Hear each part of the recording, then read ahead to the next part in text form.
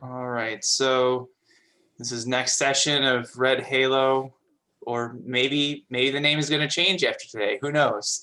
But our Everon investigators group, who would like to provide the recap?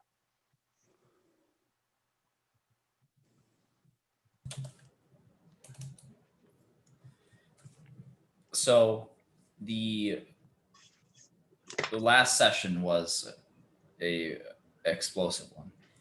We started with, so the session started with the group taking in Coralina, who was showed up at the front door, bedraggled, of the Sparkling Alchemist. She was worried about. She told us in the session prior. She told us about the story of how she was. Her and all the people that have died or were killed, like hit some girl who was a changeling, and she was out to get her. So she needed protection and thought we could help out. So we let her crash. So we started the session by talking a little bit more with her. She wasn't. We were trying to figure out. We spent a while figuring out logistics. Like, can we put her in a room upstairs with no windows? Because we've seen in prior killings that the windows have always been blown out, or that they haven't been safe. So we thought about logistics of, could she stay upstairs? If so, how do we post guards? Like, what does the watch look like? In the end, we decided to just have a sleepover in front of the fire downstairs of the Sparkling Alchemist. During each turn of our watch, Joe went first, I believe. Yep. She tried talking to everybody in turn, not being able to sleep. Asking where we're from. Joe was typically not very open, didn't trust her. I'm pretty sure he tried nuzzling a sleeping Hammereth at some point,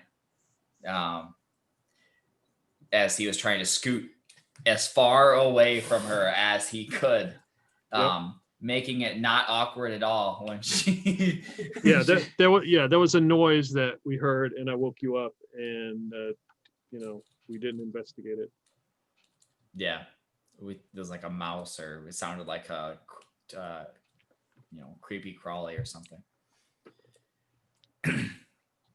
Egg has a mouse who probably died in the explosion. Probably. Coming. Dag took second watch, and he was more friendly and more open with her. I don't remember any particular highlights that of anything that happened with there. He was perched on a bar stool, fairly close. And then Hammerrath took third watch, talked with her a little more. She had she needed to go to the bathroom and asked for for Hammerrath to accompany her. He suggested going behind the bar, which she did not seem to like that idea. I guess even she has standards about where to go to the bathroom. Well, she is a lady.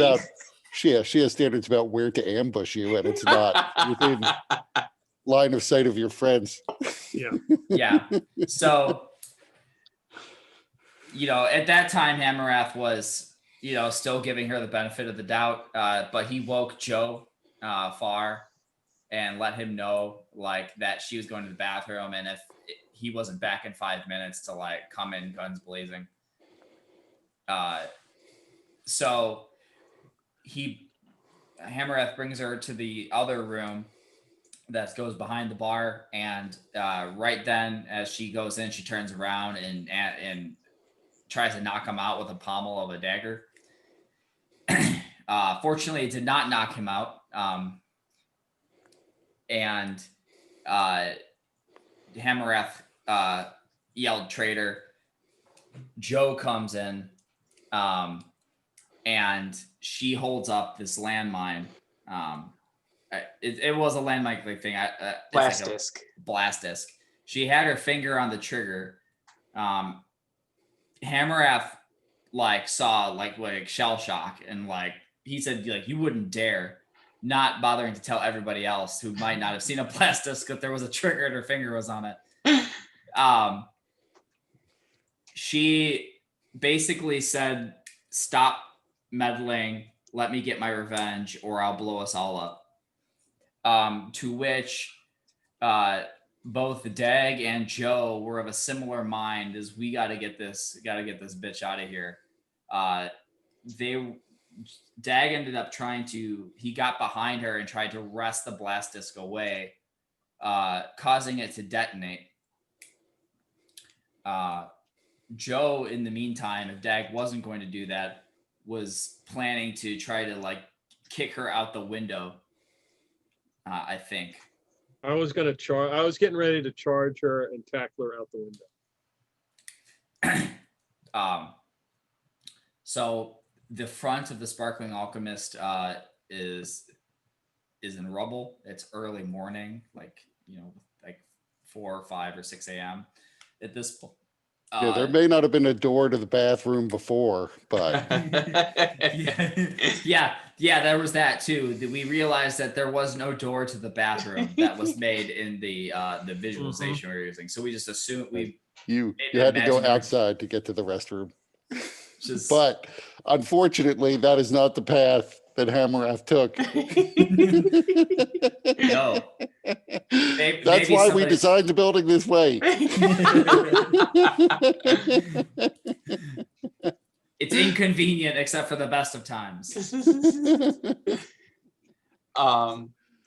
So a couple of things to add. At some point during the night, Sharp had gotten a interesting message from his wife, encouraging him to go and get some booze, which is why he was not present during any of this.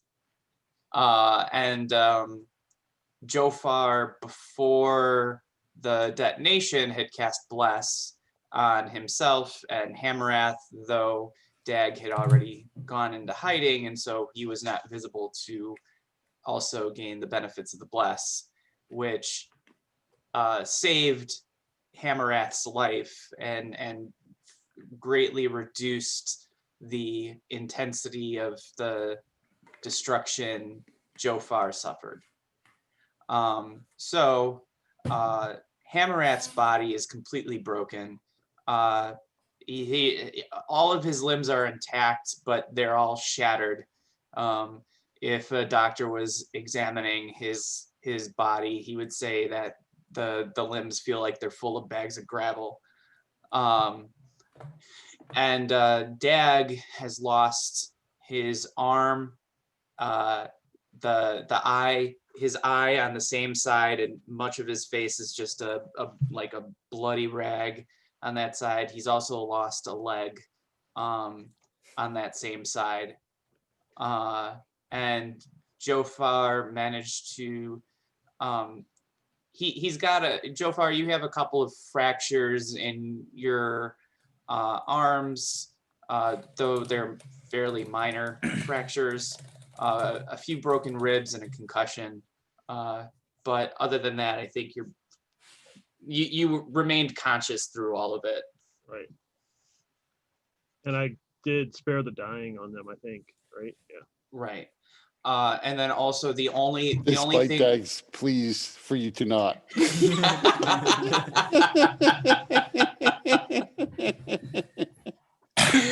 let me die. And the only thing left of the changeling impersonating Corlina is a boot that still has a foot in it, which, if you examine, matches the boot print that Jofar found at the last crime scene. Yeah, and any remnants of the body I burned with sacred Yeah. flame, whatever Yep. because I don't want this thing Thereby- reforming. Right. Thereby making it impossible to show that we didn't do this ourselves, because the authorities are going to show up presumably after the explosion. Well, I just got rid of the mat, or the boots are here. Proof positive that we are now responsible for this. We have Well, one boot.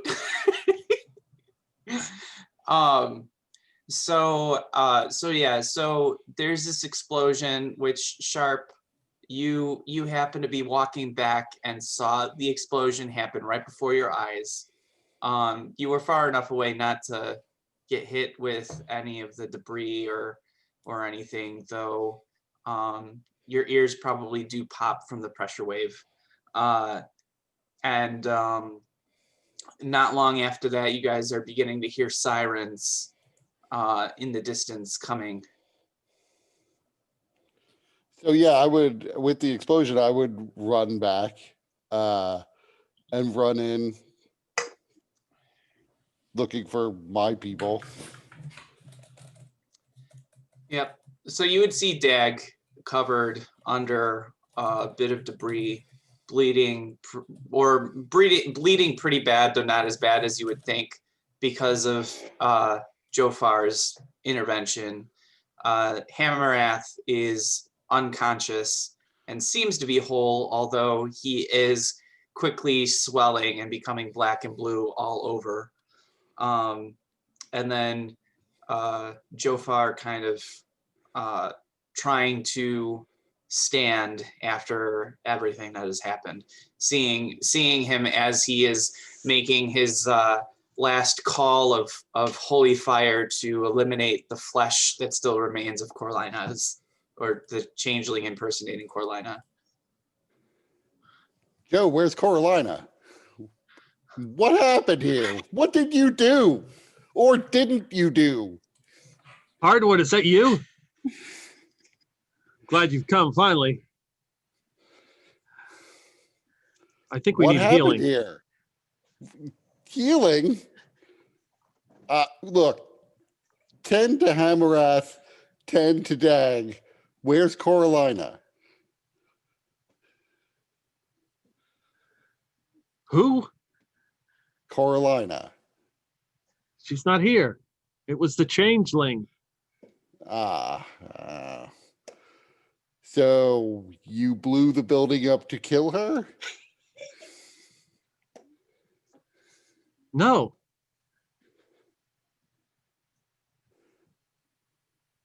But it was So a thought. What did happen? He just points down to Dag. It was him.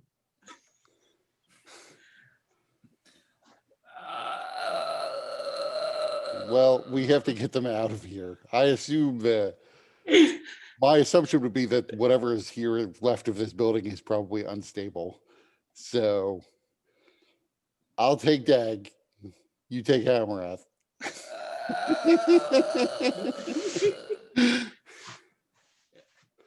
Which one's and which? If there's anybody starting to gather outside, I would yell that we need help. That's true. To be fair, it is entirely possible that Jofar can't really hear me all that well.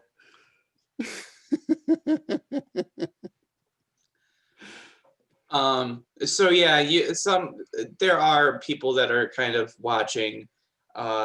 Some of them are just kind of standing there, just kind of spectating, or in too much shock to really move. You do have a couple of bystanders that do run in and try to help you guys get out as best you can, or as best they can.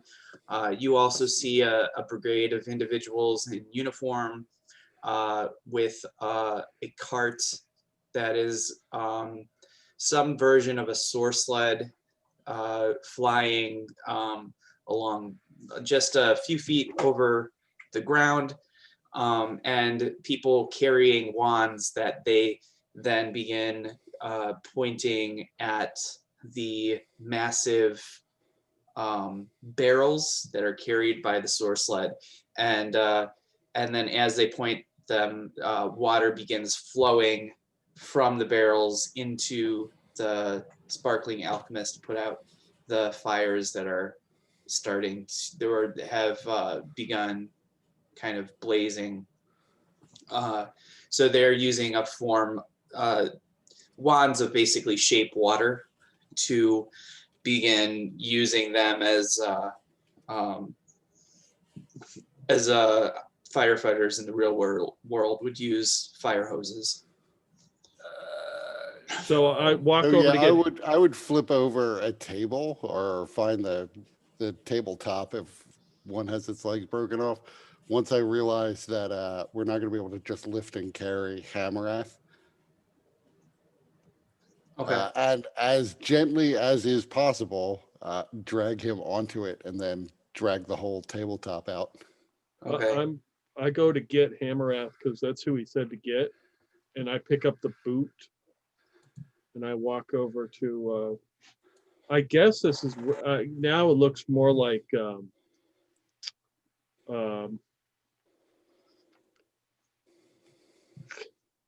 Sharp. This is the boot print. Hey, don't we have a mask in here? We got to secure. Shut up!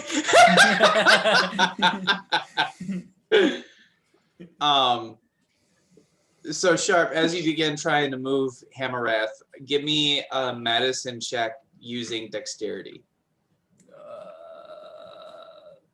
Don't touch me. Yeah. So dexterity is good.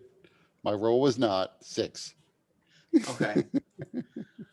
So as you're moving, Hamarath, you feel beneath one of your hands a pop, and Hamarath feels an intense pain that actually shoots him into consciousness.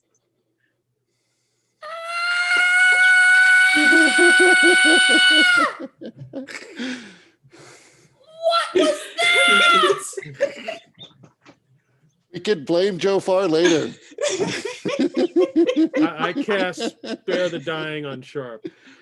Okay, so that does have a temporarily soothing effect. So Hamarath, the pain dulls for a No, on moment. Sharp. Oh, on Sharp. Yeah, because he could. I think he may be screaming. I think I heard screaming. Maybe Sharp was there the whole time. I don't know. Okay, so Jofar touches Sharp, and Sharp, you feel the soothing feeling running into your arm where he touches you. So as I'm dragging this tabletop out, looking over at the stairs now that Jofar has screamed about the mask, does it look like the stairs are intact in the room, in the other room? They're not really intact, but they're not as so damaged that you wouldn't be able to get to the crawl space beneath. Right, but the crawl space isn't sitting there wide open with the mask like right out in plain sight. No.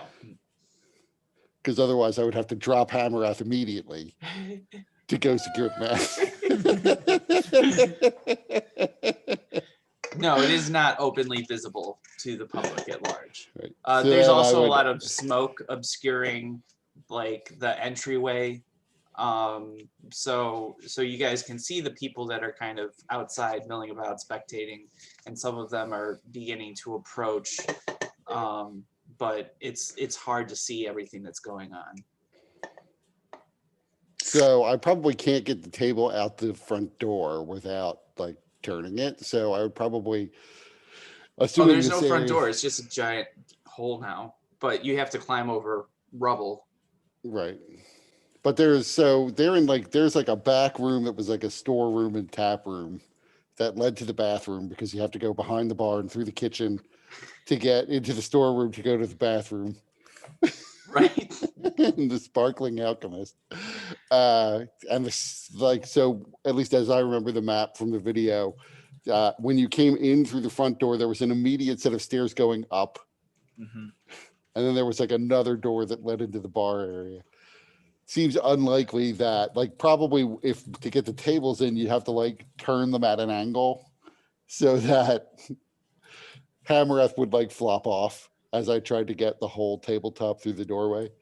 Here. So I probably would have dragged. Right. So I can't click on anything, but there's the door on the left-hand side that looks like the only door into this place, really, Mhm. with a set of stairs that go up to the wall, which is a poor design. Oh, so these are the stairs you're talking about? No, those Or- are clearly the stairs that go like up to the second level. Right. It's the other stairs left of those. Oh, Right. those are the ones that are outside that people can access higher and lower levels of the tower. Well, since you Right. guys are at the top of it, then Right. But they seem to go directly into the wall. so there must be a building next to us, but then the windows at the back don't make too much sense. They go down. They go down to like the floor below us. Okay. yeah, in the tower. Yeah. So, but technically those two doors are the only way in and out on the map. Right. Except So for what these would be windows. doors, and then I think this is a door. I assume those were windows, They may be. but could be doors, I guess. They look smaller than the other doors. And none of the tables in this room look like they would easily fit through any of these doors. Yeah, the doors are fairly small. So, but I mean, the tables are junk anyway, so you could easily break the table into the shape that you need. I mean, it's basically particle board, let's be honest. We got them from the IKEA building down. So yeah, well then I would try to do that and drag Hammereth outside. And I assume that the hidey hole is under the first set of stairs that you circled. Yeah, so I imagine the hidey hole is kind of like here. I don't imagine this table is actually here because why would you want patrons next to your hidey hole? Well, I mean, it's not like we're operating an actual bar. So True. maybe I would imagine the hidey hole might be like behind that table. So Here. you'd have to pull the table. Yeah, so you'd have to pull the Okay. table out to get to it. That makes sense. Yeah, one of the benefits of the Sparkling Alchemist is that it had some secret things about it. I don't know that you guys had a full chance to explore all the ones that existed. You definitely didn't have a chance to build in the new ones that I'm sure you guys planned as part of your stronghold. But so we'll say that this is also a door, and then this is a door. This is not a door. Yeah. And there's a door here. Or was. So basically this all is just rubble and open to everything. This wall is largely gone. This is all gone. These outer walls are still there, but you can see that they are structurally not as sound as they were. And then there's fires kind of spreading all over. So where the explosion happened, near the window or door, wherever that was now, there's a big hole. Yeah, explosion right here. Right. Yeah, so all of this is just rubble, and so the ceiling probably out to here has all caved in. So this is all just rubble, and you could climb out over it and you would be outside. So it's ground level. Well, this is the first level. So you guys have the upstairs, but then, this is the top of this particular tower as well. Okay. So I try to pick up Dag since he's left and walk over the rubble because it seems like the best route to go. Okay. Give me an athletics or acrobatics check as you're walking over the rubble. Imagine it's a disadvantage. I can't wait for normally cheerful Dag to be like, fuck you guys right in the asshole. If it's a disadvantage, it's a 14. Okay, so yeah, you're able to, I mean, you have a couple of slips and everything, but you're able to maintain your hold of Dag, and you're able to get over the pile of rubble and outside. Okay. That's true. Dag is mob connected. This might not be good. Dag is much lighter than you remember him as well. I'll go get the other pieces you're missing, Dag. Don't worry.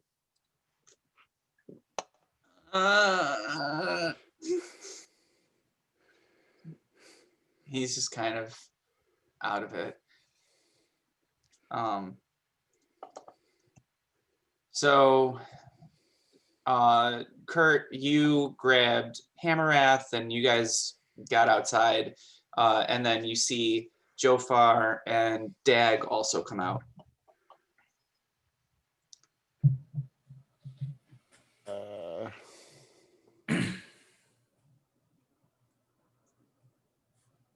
Just looking to see what spells I have access to.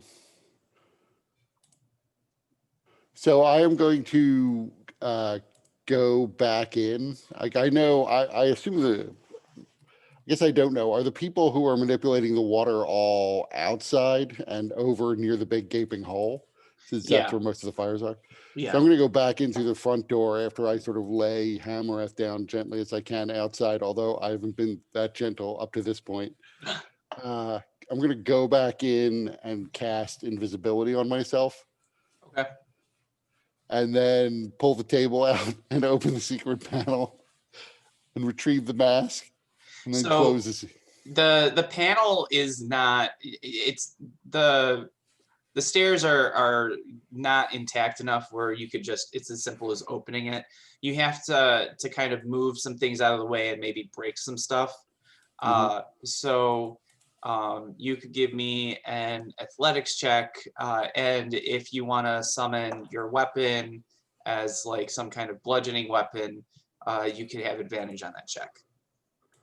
I'm going to try it without that, but I got 21. Okay. So yeah, so you're able to break away the pieces that need to be broken and move some of the rubble, and there is the mask. So I will pocket that. Actually, I guess I don't. There's what the old invisibility question. I don't know how you rule on it. I assume when I pick up the mask is now visible. So it's like floating when I carry it. No, I would say that it becomes invisible once you take possession of it. Okay. So I think that's the intent of the spell. So I would stow that away then.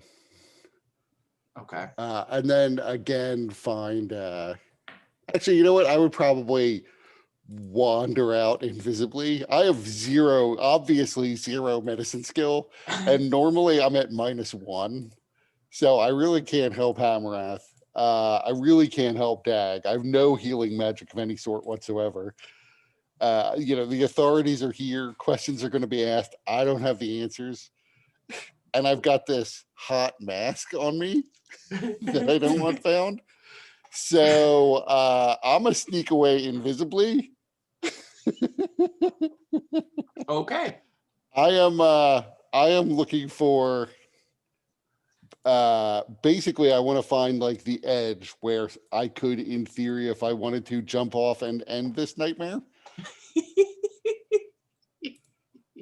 And then I will drop the mask over the side.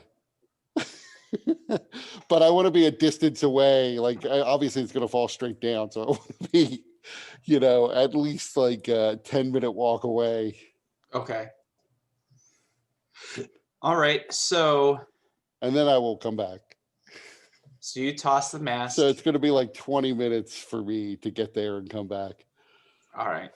So while Sharp is gone, disappeared to no one knows where, you guys are being attended to by medical professionals now. They, each of them seems to bear a emblem, like a kind of arm cuff that is white with a red cross on it, marking them as medics. And so they begin looking over you. They're using mundane medical knowledge. They're not using actually any actual healing magic. There is a supervising halfling there who bears what you would guess is a mark of House Jurasco, a mark of healing on his face. And he is also kind of overseeing your guys' care. As they approach you, Jofar, they look over you and they start asking you questions. So, hey, can you tell us your name? Are you hurt? I'm fine. You want a good berry? I just got some. No. You were in the explosion. Can you? Yeah, big boom, man. Big boom. Okay. Can you sit down here, sir? We're gonna do some checks. I'm not already sitting. All right. I'll sit down as long as you stand. Ah, So they sit you down. They begin like kind of touching you under your neck, under your arm. They begin like taking out various forms of incense and burning them and asking you to smell them. They are kind of looking over. Oh no, it's homeopaths. They get out crystals. They're like waving crystals over Hammereth. Yeah, it's even weirder with Hammerath. Like you do see like somebody pull out a crystal, kind of like a tricorder, and just hold it over his body. Amarath screams at the crystal.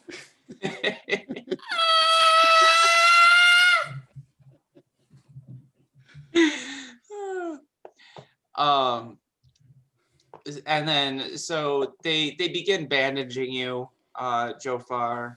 don't tell Dag he's missing his arm. Don't tell him.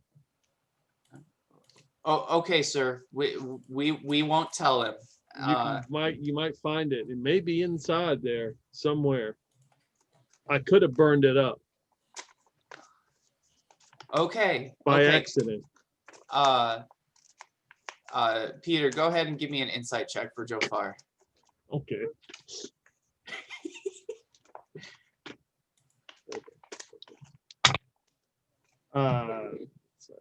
11.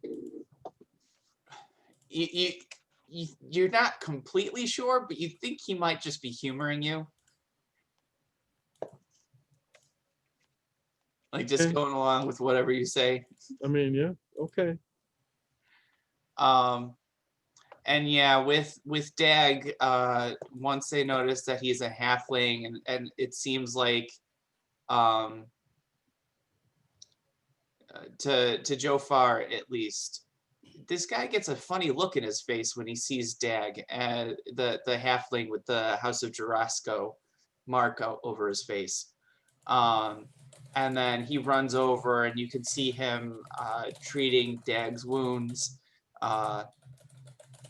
And at one point, he kind of puts his head to his face and his chest, and then he like calls out something that kind of gets lost in the noise of what's going on. And you see a couple of people rush over, and they start like thumping on his chest, and it looks like they have some kind of hypodermic that they inject into his arm. And the House Jurasco halfling, his hands begin to glow with a kind of reddish light. and he presses it to the forehead and the chest. And then that's when you see Dag like take in a big gasp of, but he still doesn't seem to be conscious after that.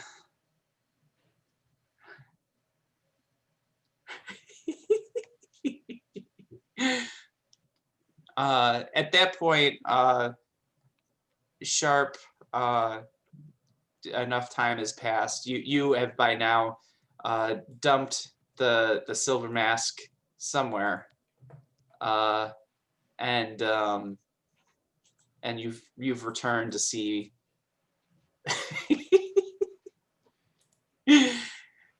You've returned to see everything that's happening. The fire brigade seems to be getting control over the blaze, and the medics are trying to gather you guys onto a wheeled wagon. This is not a source sled, so that they can take you to get your injuries examined more closely.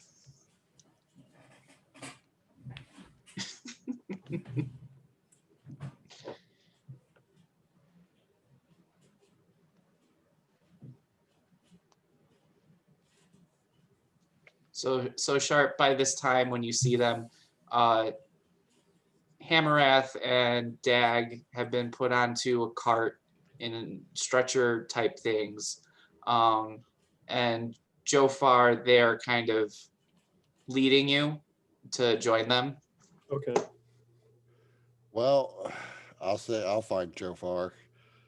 Someone has to go and inform Gretchen of what's happened. So I guess that's me. And then I leave and go to the Drunken Mole.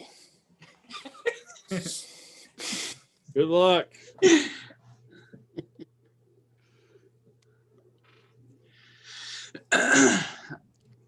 All right. So let me pull up something real quick. If the Drunken Mole's open, I will inform Gretchen that her favorite customer has been in an accident. Shoot, where is it? And I'll tell her. Somebody probably needs to tell his wife too. She might want to know. Someone. I'm sure she'll hear about it. It'll be in the papers. And the one that comes out every week, or the one that comes out every month? Let's hope every month. So that's interesting. We're relatively near the bakery. She'll wander by at some point and realize something's amiss. Mm. Yeah, so that's interesting because Hamarath's wife is named Gretchen, Yes. and the proprietor of the Drunken Mole or the Drowning Mole is also Gretchen. Right. So, so yeah, when you were saying Gretchen, I was like thinking, oh, you're gonna go tell Hamarath's wife directly. Oh no, you're going to talk to the important barkeep. Gretchen. Right. Hamarath always would say he's going to see Gretchen. He wouldn't specify anything more than that. Why do you think you like the Drowning Mole so much? So you Sharp, you come to the Drowning Mole, and there's the familiar like one or two people in there, and you see Gretchen behind the bar, kind of wiping down the bar, as she always seems to be doing, unless she's serving a drink. And she kind of goes, Sharp. It's a little late for you, isn't it? Well, unfortunately, this has been one of the worst days. So my entire business is currently on fire, half collapsed. Don't know what happened. Building exploded. Other bad news, Hamarath won't be in for a while because he was pretty banged up. Oh He's no. gonna need a lot of time to convalesce. Is he all right? They're treating him. I got him out of the building, although I have to say it wasn't quite as smooth. Didn't go quite as smoothly as it went in my head when I was imagining how to get his shattered body out from the rubble. So I'm hoping I didn't do more harm than good removing him, but the place was on fire at the time. Do you remember Oh our friend my. Dag? He lost an eye and an arm and a leg. Joe Farr, I'm sure you don't remember Joe Farr, but he was fine somehow. He was in the same explosion. Fine. A little confused, a little deaf maybe from the noise, but basically okay. She just is kind of sitting there silently, and then she pulls out two large mugs, and she pulls out a glass of some kind of clearish fluid with some kind of insect preserved in the bottom of the glass, and just kind of pours and like just kind of empties the bottle into the two glasses or two mugs, and she slides one in your direction. Thank you. I need this. It sounds like I'll need it listening to the story that I'm sure you're going to tell me. I don't know really what happened. We had a client in the office. I mean, I'll say I kind of got the sense that maybe I wasn't needed there, so I went out, got a couple drinks. When I came back, the place blew up. That's as much as I know. Well, let's drink to the safety of your friends and my friend. And she holds up her glass kind of blindly. Yeah, I definitely hope that they're all okay. Like I said, shitty night, but shittier for them. And I'll start to drink it. It tastes like paint thinner. But, you wouldn't expect anything better. Then when I finish that, I'll say, well, I gotta go tell second Gretchen. Good luck. I believe she's a tough nut, that one. Many a night, Hamarath came in here talking about the things that go on between the two of them. You might want to Cast Armor of Agathis, already on it. I'm not sure what that is, but it sounds appropriate.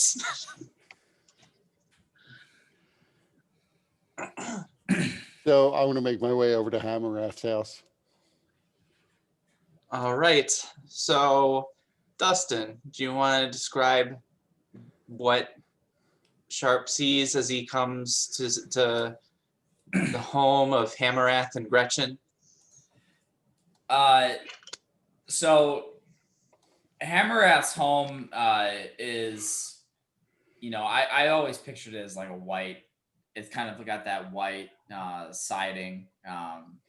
It's got like a little fence inside in front of a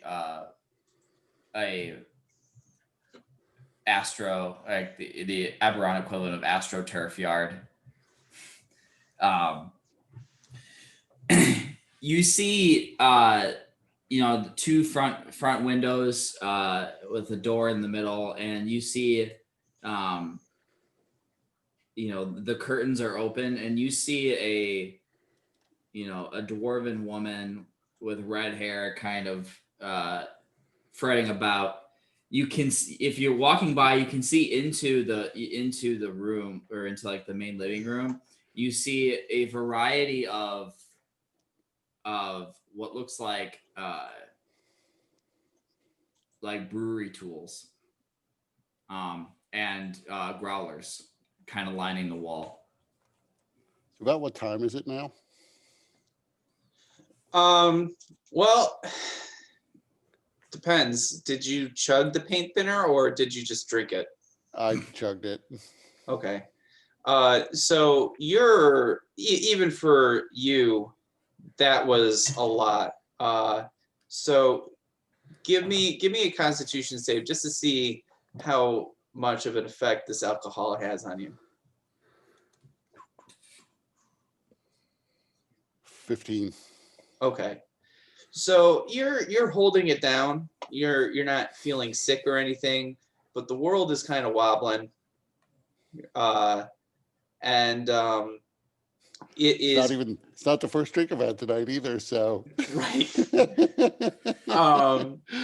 So, and all of this happened, the explosion happened probably around 5 a.m. So by now it's probably like 7. Still very early in the morning, which is interesting because Gretchen said that you were late. So whatever that means. so I will knock. A dwarven woman answers. She's got red hair. It's kind of frazzled and unkempt. She's wearing kind of brown earthen kind of linen clothes. Yeah, who are you? Are you Gretchen? What's it to you? Pardon me. There's been a terrible accident. Hamarath has been gravely injured. He's alive, but he has many broken bones, as near as I can tell. I'm not a doctor myself. So, and I wobble a bit in the doorway. I basically just come to inform you that's the reason he hasn't come back tonight. We had a client in. He was kind of, I was told that it probably wasn't actually our client, that it was some changeling using magic to take the form of our client. There was some sort of explosion. Our office building is partially collapsed and partially, what do you call it? Burning on fire. And I got him out of the building, so he's in no immediate danger, but they're tending to him.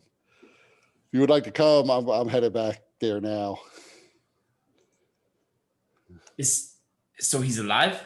He's alive. Thank God. The good news is he's alive. The bad news is it's going to take him a very long time to recover from this. He'll need round the clock care from you. Well, that's just great. Well, let's go see him. 3 days on the job. He's already managed to mangle himself. Classic Hammerhead. I mean, I guess I can't say. I was going to say this is good news, but it was worse for another guy that we worked with. He lost an arm and a leg and an eye and half his face. Well, he was probably more incompetent than Hammerhead. A feat I am shocked to hear. Yeah, I don't know. He seemed competent enough, but yeah, we should head back over there.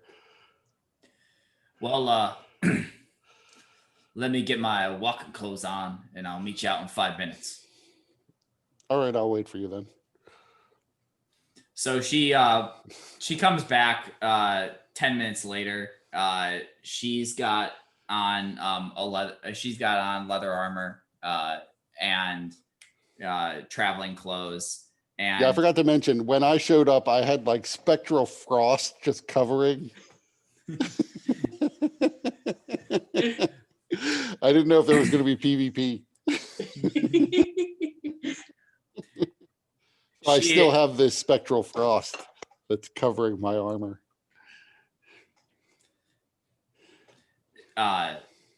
Good to know.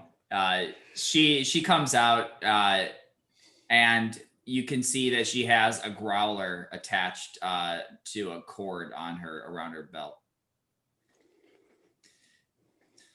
That's So, good. You might need a drink. I certainly did. So, which one are you? I'm Declan Sharp. Ah, you're the smart one. I guess it's all relative. He said there was the loud one, the smart one, and the quiet one.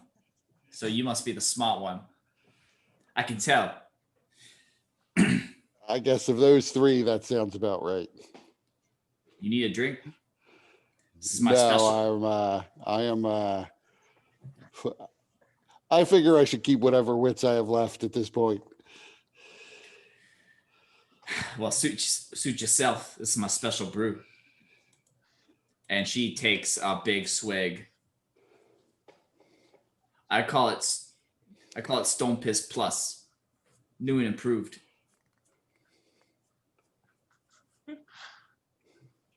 It's good to know that you and Hammereth have similar hobbies.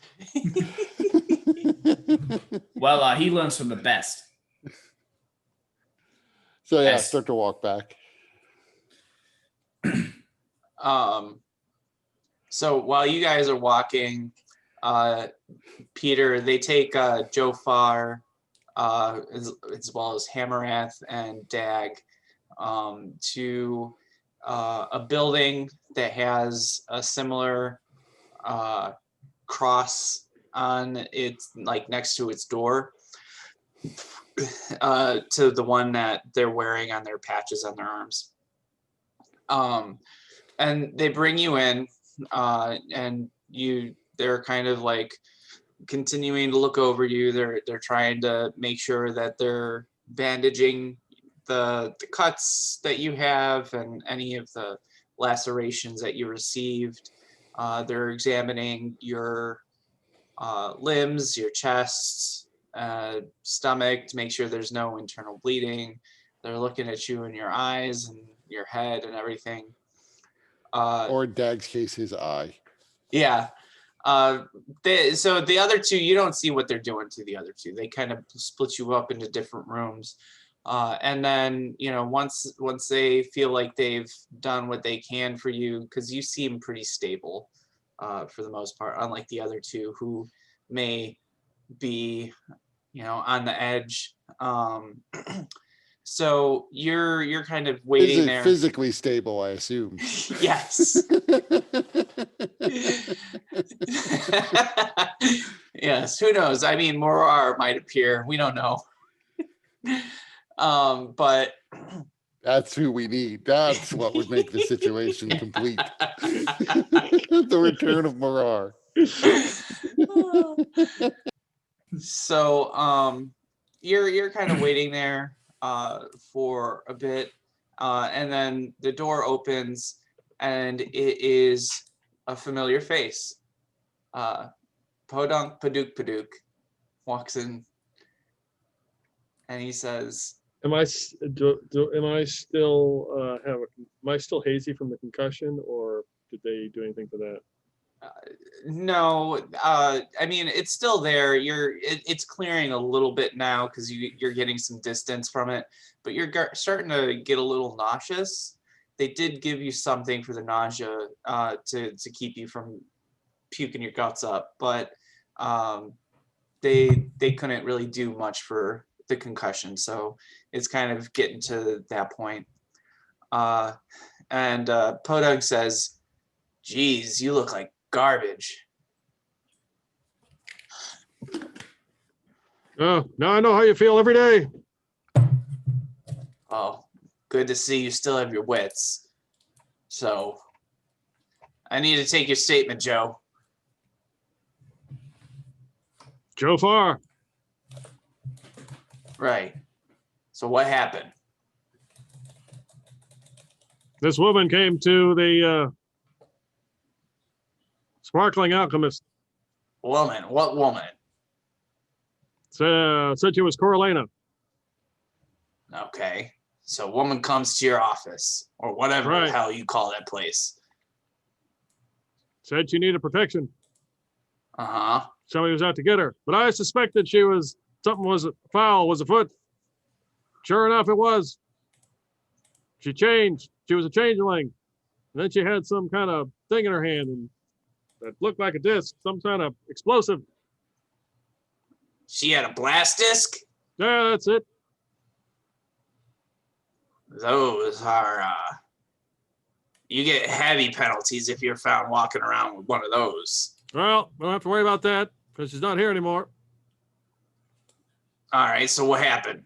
Then the little man, Dag, tried to grab it and it went off. The rest of it's kind of fuzzy. So she had it in her hand Yep, that's right. and the little one was stupid enough to try and grab it? Or brave. No, that was stupid.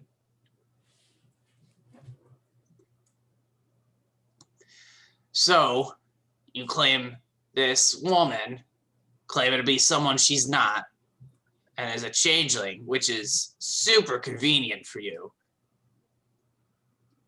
It has a blast disc and it goes off.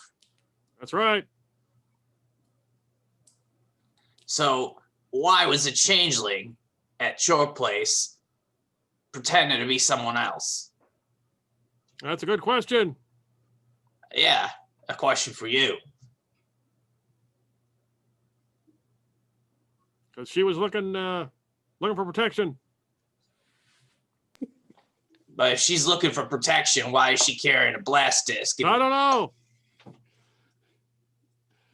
Joe, She failed. look, She failed at looking for protection, clearly. Joe, look.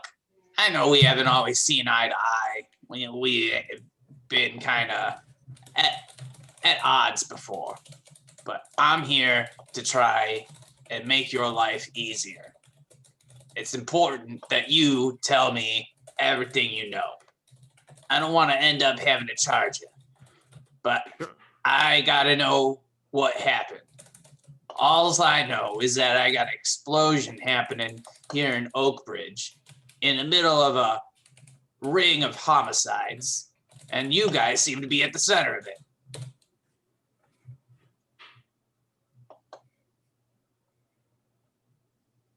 Probably want to talk to Sharp.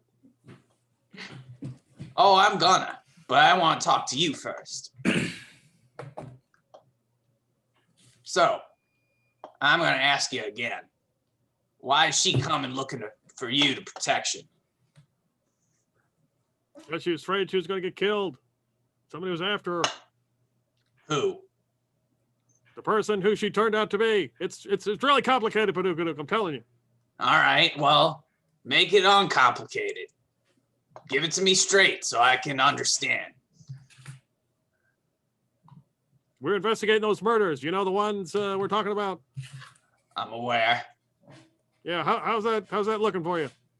We're talking about this right now. That's right. This is who Keep the on murderer it, was. Joe. I'm already ahead of you. I'm running laps. You don't even know it. Well, slow down.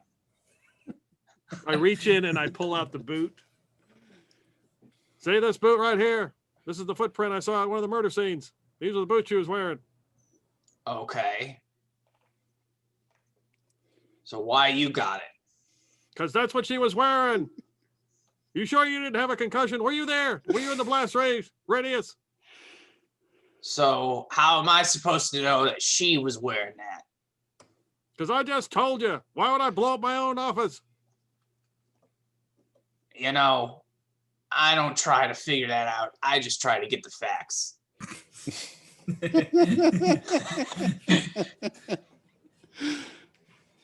I like the boot print that it fits the boot print that Joe saw, the boot that Joe has.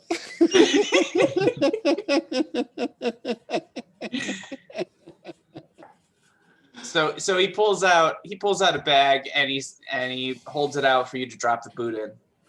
Nah, I don't think so. Joe, That'll be conveniently lost, won't it? This I've is seen your work. evidence. Yeah, of course it's evidence. Then you'll lose. You need to give it to me. Otherwise, I'm going to have to charge you for obstruction. Obstruction of what? Justice. All right. You can have the boot then. There's another one. Where? Probably at the blast site. Well, I hope I find it. And you better hope so too. Why? All right. So, you say this boot belonged to a changeling who was claiming to be someone they weren't, which is what changelings do. Oh, you're fat. You're a And- quick one. And she was asking you for protection, but she was really the one looking to get you. Now, why was she there looking to get you? Why did she have a blast disc on her, and why did she explode? Because that's what blast discs do. They blow up. Learn that the hard way.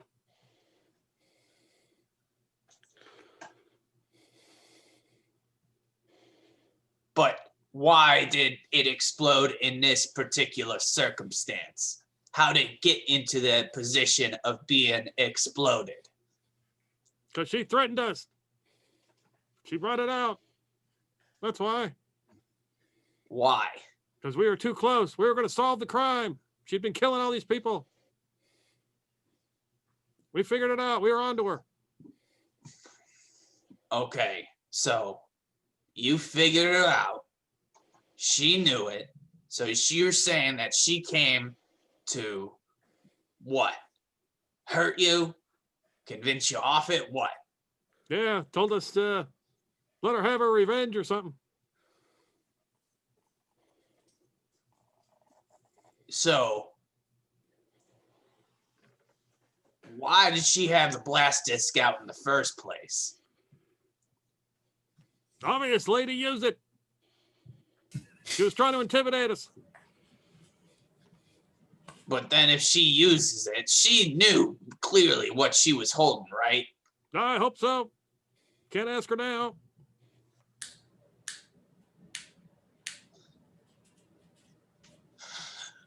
Who else was all there? No, it's Dag, but he's missing a leg and an arm and an eye, half his face. I think some ribs. I think his left cheek is gone too. Okay, so we got Dag there. Who Can else? ask him. Hammerath. All right, Hammerath. And then this person that you claim to be a changeling impersonating someone else. As you said, that's what changelings do. Right. Anyone else there with you? Sharp might have been there. I saw him in the haze, though. All right. So we got you, Dag, Sharp, some changeling. Now, who is a changeling pretending to be? Carolina. The elf that sings and dances over at the, what is it, the Blue Jay Inn? Something like that. Yep. Bluebird. Yeah, he's not real familiar. He's So, more- he's- why was she pretending to be this Corlina? Because she was trying to kill her. So she's trying to pretend to be the person she's trying to kill? Yeah, it's complicated. I see that.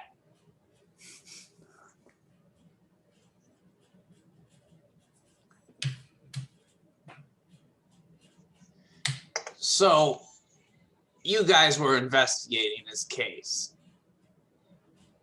So, what were you finding in this case? That you said that you were close to nailing this person. What made you think so? Hunch.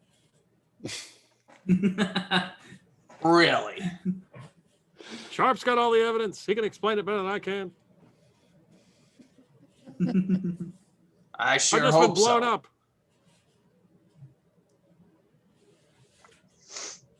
Right. Well, if your noodles got scrambled, I wanted to get in as quick as possible before they get any more scrambled. You got anything else you need to tell me, Jofar? Remember, this is an investigation going on. So if you're holding anything back, it's only going to blow back into your ass. Just the urge to kick you right in the jimmy.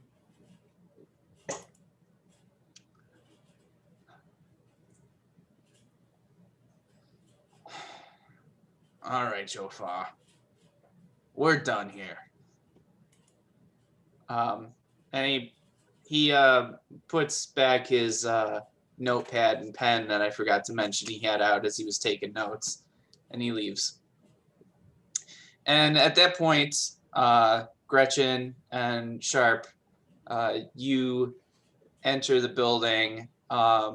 You ask where you can find your companions, and they lead you down the hall to Jofar's room, and you get there just as Podunk Paduk is leaving, and he says, you two.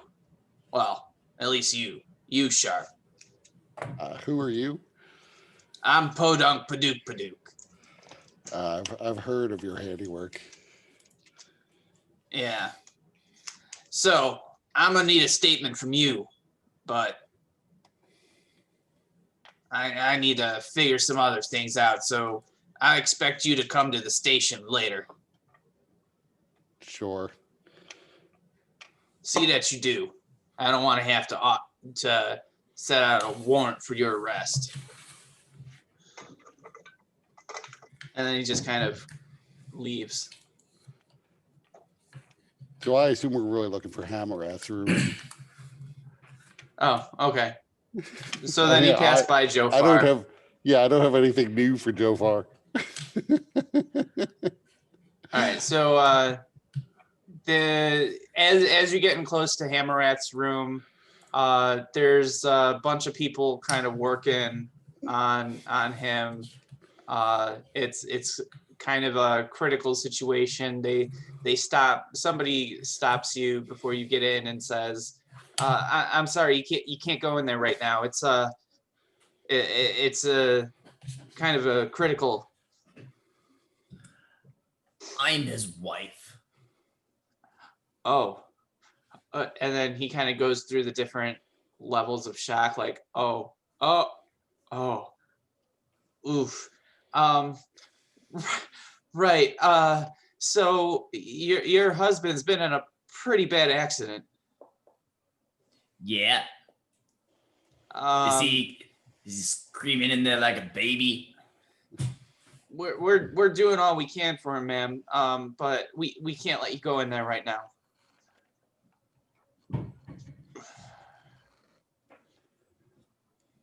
Why not? Because they're busy. Well, I'm trained in healing. Maybe I can pour some tonic down his throat or something. But believe me,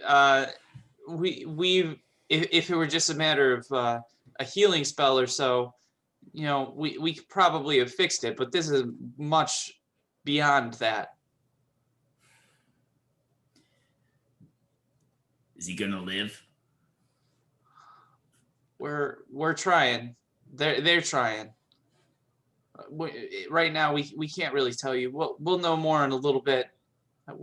But I have to ask you to wait outside, please. You really don't want to see what's going on, and you don't want to disturb the medics that are working on him. Yeah, I assume we heard that all the way down the hall.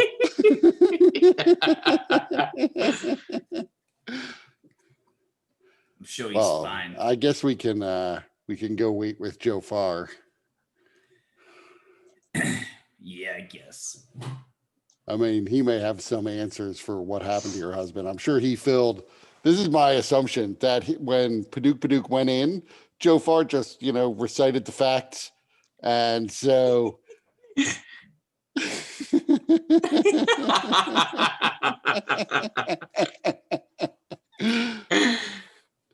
So it's only now that I'm thinking about it more that I'm like, wait a minute.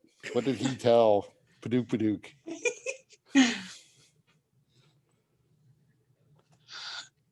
So I would head back for Jofar's room. So is Joe the quiet one?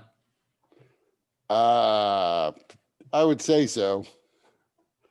I'm hoping he's not the smart one, but he's definitely not the talkative one. All right, so Jofar, your door opens up once more, and it is Sharp and some dwarven lady that you've never seen. I've gotten my book, The Kings of Galifar, out to do some quick reading. That survived? Hell yeah. How many action points do I have? How many action points do you want me to sacrifice? I will. I figured that it survived. I think you might have used an action point last session to save it. But that is actually what Sharp says when he comes in and sees that goddamn book.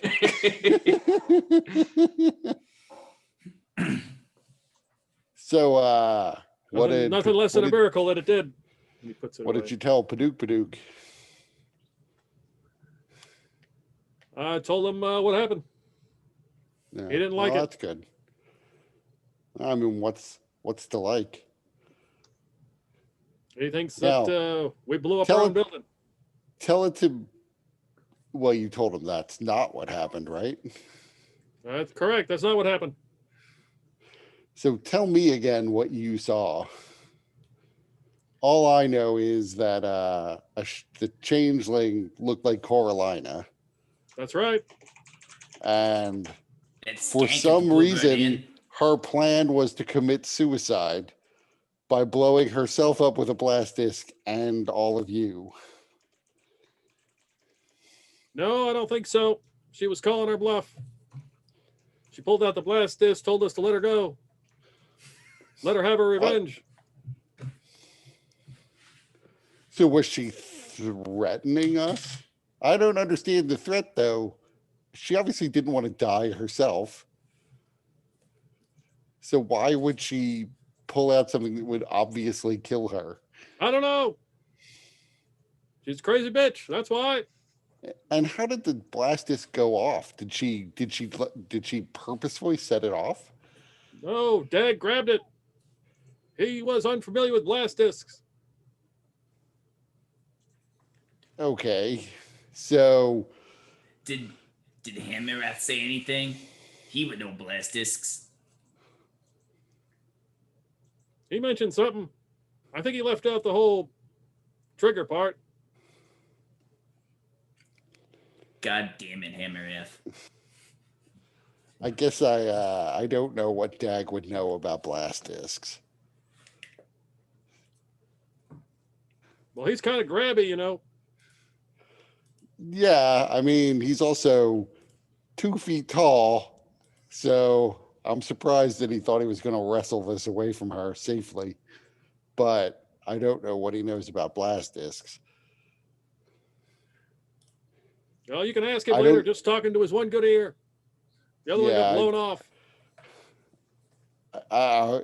If he'll speak with us, then I'll do that. But I am not sure he is going to be all that thrilled to have a conversation with me. And in any event, it would probably be not a good idea to start off with, what the hell were you thinking?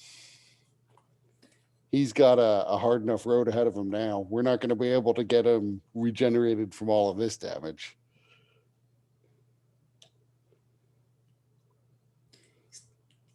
You can always go talk to those Jarasco fellas. Pretty good at healing, regenerating. You guys, Yeah, are a successful investigation firm. Right? Well, we were in the midst of setting up our investigation firm, so I wouldn't say we were successful just yet. We've certainly solved a few mysteries here and there. We've earned our share of cash, but we were in a building phase. We were not in a steady earning phase. Mm. I mean, I Well- know that he has some connections that maybe can get him some healing, but I also know that getting your an arm and a leg and an eye and half your face restored, that's a lot of money, and it's a rare skill even in House Tarasco. Well, sucks to be him. Maybe they'll put him in a Warforge or something.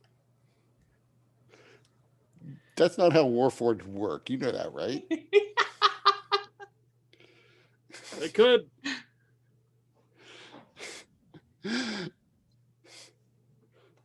Now I'm just picturing like Iron Man is hunting us for revenge.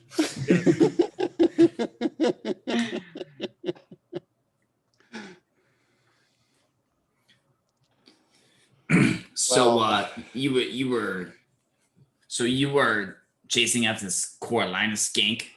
This one is that hussy at the Bluebird Inn? Yeah, she was a dancer there.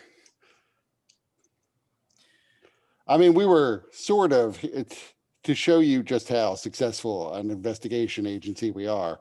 We were recently fired from investigating the murder of a Warforged named Drummer.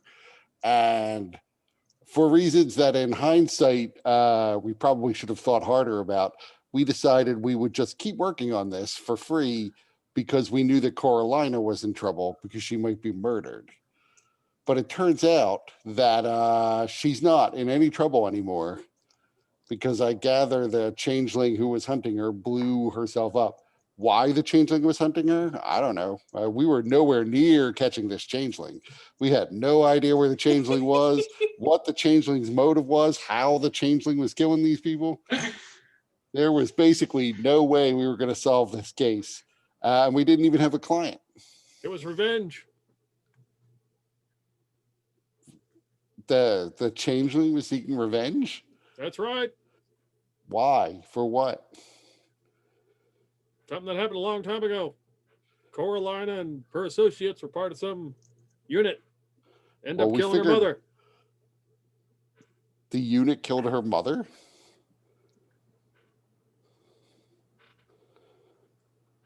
Or Coralina killed her mother? Or one of the other people they killed her mother?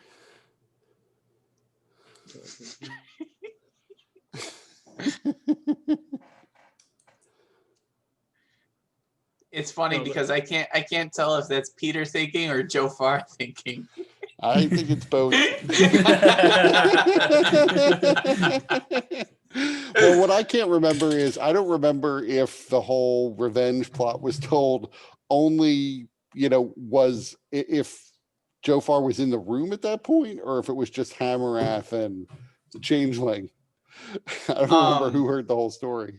Well, just because now we've started on this path, I imagine Sharp probably went out before Coralina started. Yeah, I know Your Sharp guts. doesn't know any of it. Um, But the funny thing is, I think I remember it better than Peter because I watched it more recently. It was Coralina driving, and it was the rest of them that Coralina was driving, and then Rocktar. Yeah. He roughed up the little girl because that's That's what right, Rocktar yeah. does. Yeah. Yeah. But was Jofar in the room when this was explained, or was this the conversation Hammerath had with the Changeling? No, it was explained with everybody who was there. Yeah. And then also Mycon was targeted especially gruesomely because he enabled the cover up. So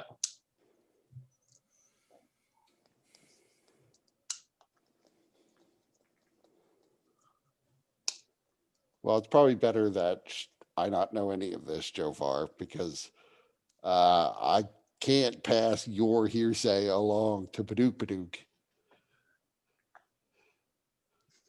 Because it's just going to confuse things when I tell them that I heard from you. I mean, I assume you told all this to Padook. I told them what I felt like telling them. That's not what I asked. What I did don't you particularly feel? trust him, so Right, but at this point, who cares? We're not getting paid for any of this. Coraline is not going to pay us out of the kindness of her heart just because we say we saved her life. She might be thrilled to know that the changeling is dead, but I'm thinking that's going to get us nothing. So right now, the best thing we've got going is maybe we can convince Padook we didn't blow up our own building, by, you know, playing with a blast disc in the back room. I mean, I assume there's at least some physical remains from the changeling, so they'll be able to identify there was a changeling there, but they're not going to be able to say that the changeling necessarily brought the blast disc in.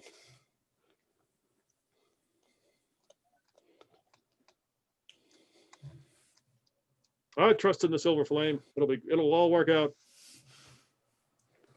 What the fuck did you just say? The big reveal. Look, the last thing we need is for you to join some fucking cult and get brainwashed by those northern aggressors. So just put that shit out of your mind. The Silver Flame is a fucking nightmare cult that is designed for the purpose of making war on peaceful nations nearby. That is all it's about. It's about burning everything down, including their own followers. Gretchen unsheathes her growler and just takes a big swig.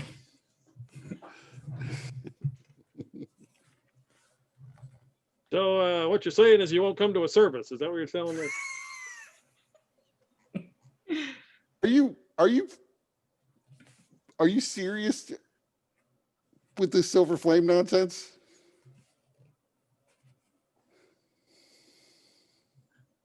It's been a long evening, Sharp. You should probably sleep on it. Look, despite the fact they call themselves the Silver Flame, their ways are usually dark, never pleasant. They are warmongers and murderers who pretend to be holier than everyone around them.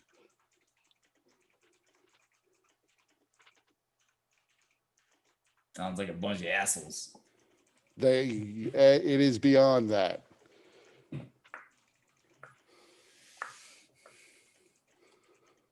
Have you ever talked to that Silver Flame contingent in the other district? I've dealt with the Silver Flame as little as I possibly could. There is a Church of the Silver Flame in the neighborhood that, unfortunately, when we first got here, we ran into, and so I've spoken with some of them, but in passing only. There was a woman, a priestess of the Silver Flame. I forget what the name of the district was. Fallen. Oh, in the Fallen, where we got some information from her about the Reavers that stalk the streets down there. And again, I asked her what I had to ask her and got away as fast as I could before she could draw me into her cult. Unfortunately, I didn't realize that apparently she got her hooks in one of my people. I thought you were smarter than this, Joe. I shake my head.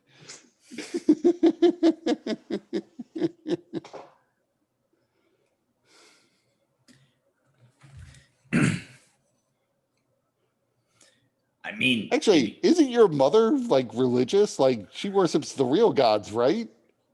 What is she gonna say when she finds out about this? She's a little bit half-baked. I mean, I have no idea. Maybe she's not all there, but at least she, worships actual deities, not some fucking metal flame.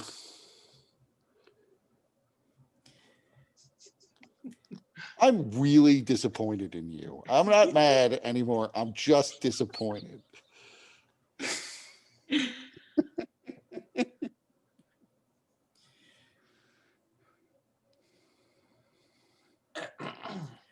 look, I'm gonna go sit outside Hammer Ass room. I'm gonna let you two work it out.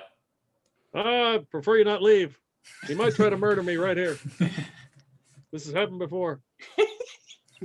He was a werewolf once. Right. Werewolf. A werewolf? Oh, yeah. No. If I was a werewolf once, then I'd be a werewolf still, right? And I'm not. So clearly that's just nonsense. He had a split personality.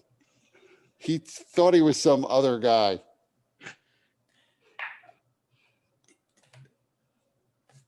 I don't this see dude sucks, and here's why. Oh yeah, well, this dude sucks worse, and here's why.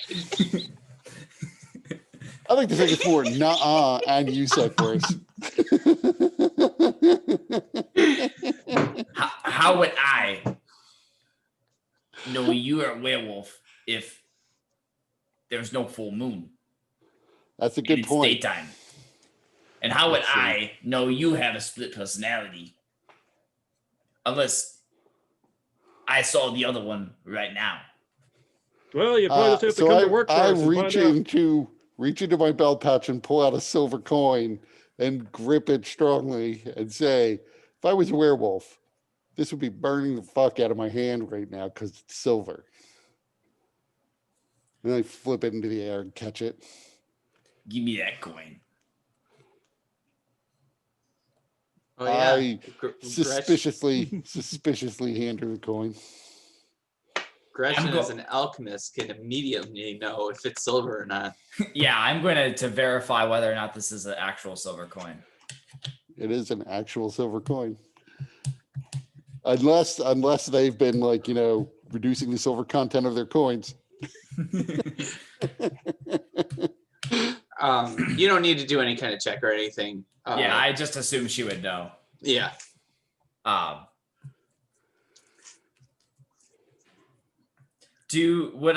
guess I've never thought if enemies or like beings who are averse to silver just refuse to use silver currency. Or if they just get really rich so they can skip right over silver and go to gold. Well, we've established at least that silver, like utensils and coins, will burn lycanthropes. Gotcha. Yeah. Whether or not your character knows that, I don't know, but I know it because it used to burn me. Yeah. Would I guess Gretchen wouldn't have any reason to believe that there would be any sort of that this silver coin would be any different. So she throws it back. Yeah, I guess I can believe that.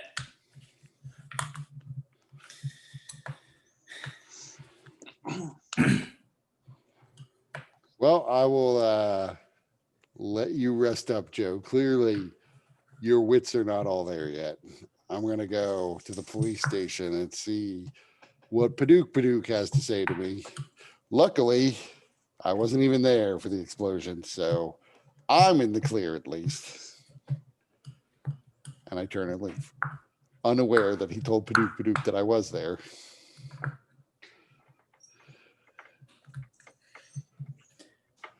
Silver Flame, huh? Weird bunch of guys, but not that bad. As long as you don't ask too many questions. And they stop asking questions. There's too many questions involved, then silver things with the Silver Flame get ugly. I don't fault you. I know we just met. Hammer said you were the quiet one. Yeah, I thought so. Want a drink? This is my own brew. I'm good. What you reading? Kings of Galifar. Good book. Is that some sort of erotic novel?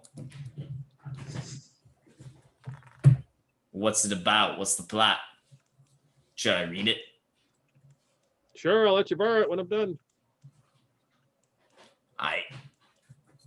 Give me something to pass the time, I suppose. God. You know what this means, right? Hammereth is going to be home all the time. I told him like 3 days ago to get his lazy ass out and find a job. And now he's back home. For fuck's sake. Maybe he had the blast disc.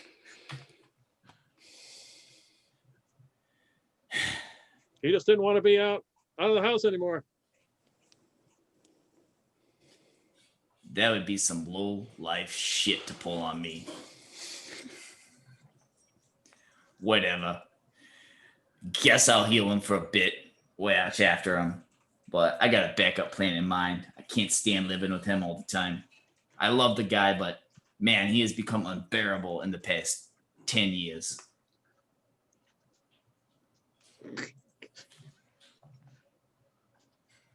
So yeah, when I leave, by the way, I'm not actually going to the police station first. First, I'm going back to Precarious to find Joe's mom and begin to plan like an intervention, like get her priest. Let him know that Joe's thinking about joining the Silver Flame. Okay. Because I don't know that he's actually become a cleric of the Silver Flame. So I assume they were just like, they brought him in, gave him food, bunch of literature, told him to sell everything he owns, give the money to them. Here's your free copy of Dianetics. Right. Make him grab the 2 little metal rods to give the e-meter readings. Your Thetan level is really high. You really need to give us $1,000 to cleanse you. Right. Turns out they're right though, and that's what actually cures him of the whole Morar thing. Morar is just a Thetan that's glommed onto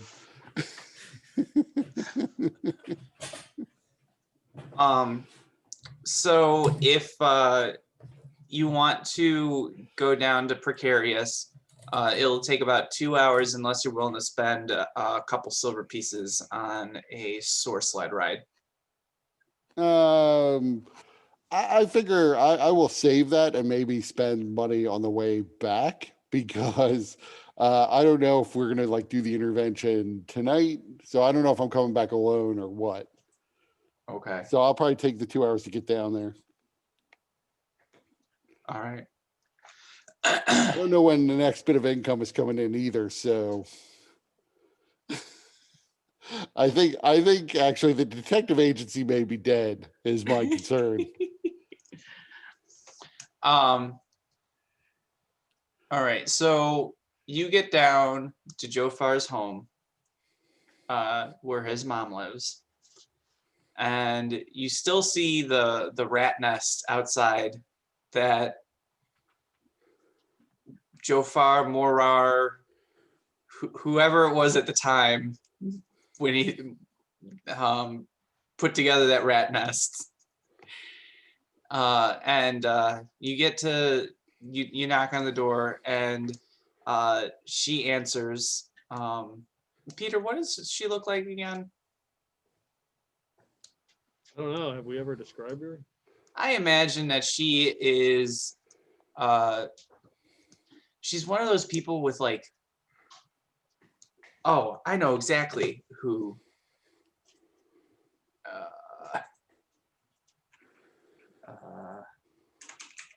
Ruth Buzzy?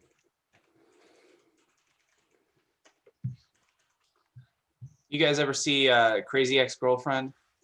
No. No.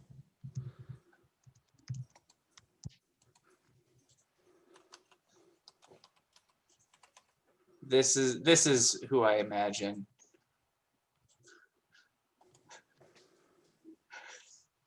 This person. Are you referencing Trent? No. Was, Who are you referencing? Except like gray hair, the mom in Crazy Ex. Oh, okay. yeah, I was picturing more George Costanza's mom. Oh yes, actually that's probably better. That's better. Yeah. What? And that's how she answers the door. Are you Mrs. Farr? Who's asking? My name's Declan Sharp. I'm your son's employer. His employer? What's he done this time? I've just come to inform you that he is considering or is in the early stages of joining the cult of the Silver Flame and abandoning the gods and losing his soul. Oh, my boy's making friends. Oh, good for him. What? No, not good for him. He's joining a cult. They're okay. He's just, exploring his spirituality. You may think that, but you have to understand the cult of the Silver Flame invaded on there, murdered entire villages without provocation for the sole purpose of drawing on there into an ongoing war. They captured an entire city and have been oppressing the people of Thalios for ages. They're a cult. They worship fire. You know who likes fire? Devils. Devils like fire. Wait, my boy's gonna be an oppressor? He's actually probably gonna, let's face it, be just some cannon fodder they use in a war. Well, a lot of their people wind up getting murdered in the name of the Silver Flame. No, not my boy. He can't Yeah, get murdered. Well, that's what they do to their people. The few lucky ones rise to the top and do okay materially. I mean, obviously they all go to hell when they die, but I imagine while they're here, some of them get quite wealthy on the backs of the others. But most of them are in the cannon fodder group. In any event, I thought you might want to talk to your priest. You worship the sovereign host, right? Before she answers, you hear a voice from within. Edna, you're letting out all the air. Close the door. And then he turns around. But our boy's gonna be an oppressor. And he's like, what do you mean? Get inside. We got a visitor. We'll let him in. Also, he was your son was in an explosion. I should have probably led with that. What? See, look, you get involved with a cult, the next thing you know, the building explodes around you. Yeah, he's and I will describe the building he's in. And while you're doing that, she's like, come in. You want a sandwich? You look parched. I'm good. No, you need to have a sandwich. You need to put some meat on them bones. Edna, he doesn't want a sandwich. Don't give him a sandwich. But he needs one. He's our guest. We need to give him a sandwich. Edna, he doesn't want it. So now I have to say, I'm not completely sure your son isn't responsible for the explosion that destroyed my building, but he was inside at the time. I like to think he's smart enough to get out of the building before blowing it up. Is my boy okay? Well, he's alive. Okay is definitely relative. He is a little loopier than usual, but now I can't figure out if that's because he's in a cult or his brain was damaged in the explosion. With the Silver Flame, do they do marriages? I imagine they do. I mean, Do they arrange them? Oh, I don't know if they arrange them. My boy's always been having trouble with the ladies. I've always been hoping for grandkids, but he's just always out and about. There was one chance that he had with some half-orcish lady. I don't remember her name, but anyways. I mean, I cannot imagine. I prefer to not imagine Jofar having children, if you don't mind. But what? I need my grandbabies. What's a mom without a grandbaby? Just a mom. Right, but I mean, really, how many imbeciles does the world need? Look, if you want to go see your son, he's currently laid up in, I assume it's a hospital. It's some kind of medical center. Right. Yeah, or barbershop or something. So I have to go talk to the police about why my building exploded. Your son already talked to the police, and according to him, he told the police what he wanted them to know. So I don't know if that's the truth or not. Oh, because that's he's- Joey. He's always just saying what he wants to say and then doesn't say anything more. You can ask him till you're blue in the face. He's not going to tell you another word. Always like that boy growing up. Well, you'd think you would have more respect for the City Watch. He was a part of it once. Yeah, they were mean to him. I don't want to get into it. It's a whole thing. Picked on him.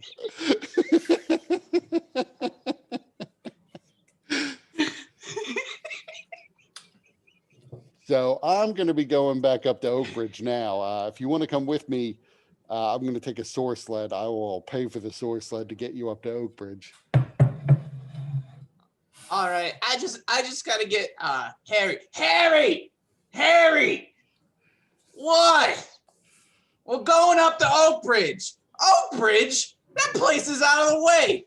We're going. Why? To go see Joey. He's your son, not mine. That explains a lot.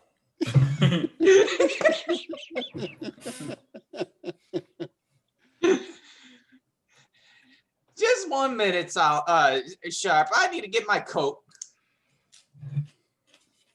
Get your gloves too. It's a bit nippy outside. I know it's nippy. And she gets ready and she goes with you.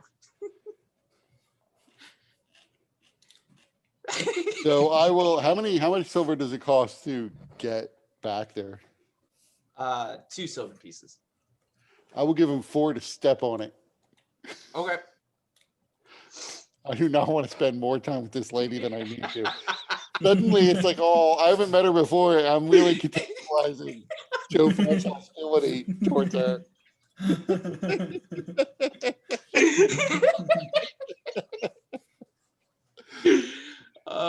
You guys mind if we take a quick break? That's fine. Totally fine.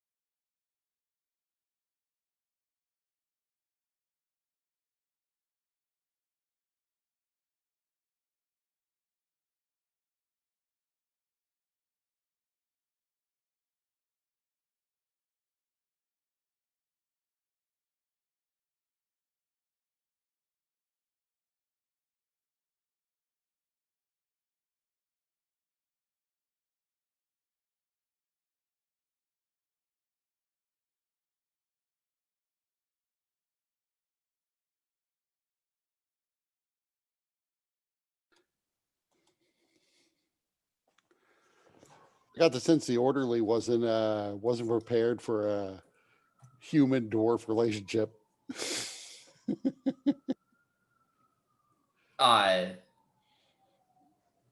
Which one?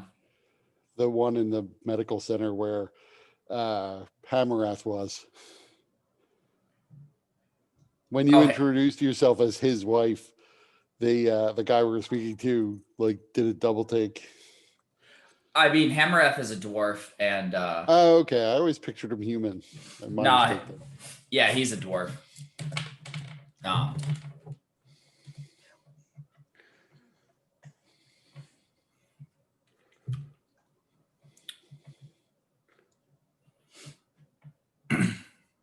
I've actually been watching a good amount of Seinfeld lately, so Oh yeah. I thought that's I thought that's what it was. But it could really be any sitcom from the 90s and maybe 80s. very true.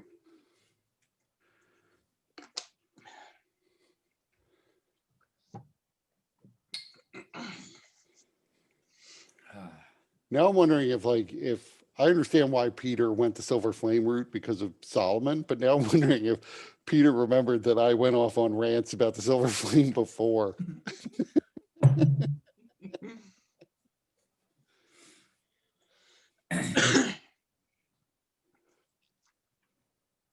Yeah, I was wondering when that reveal was going to be coming.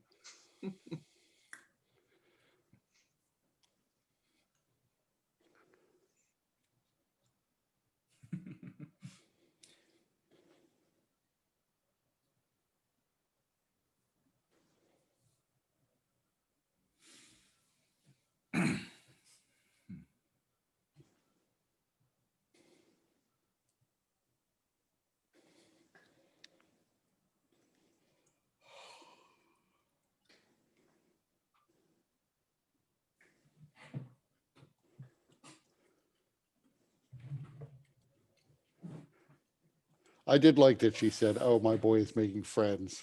So I was like, "No, member of the cult, you need to stop this."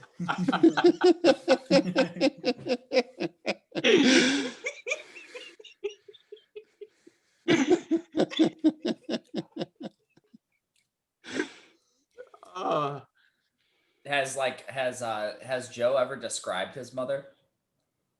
Or is this I- like a I've only really, I mean, my character was like in her church at one point, but I was only there for like 6 seconds before I started to turn into not a werewolf. I don't know if that was Peter or if that was Shofar, but a were-rat. I like to think when I dropped the mask down that it like landed on the head of one of the other were-rats.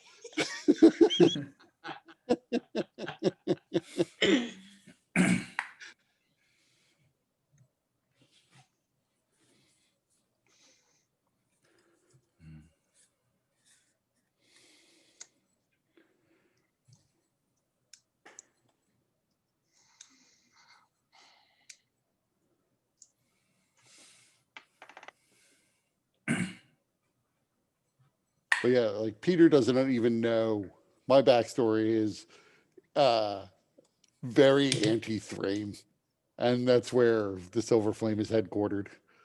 yeah. They killed my wife. So he's basically adopted the religion of the people I hate most in the world.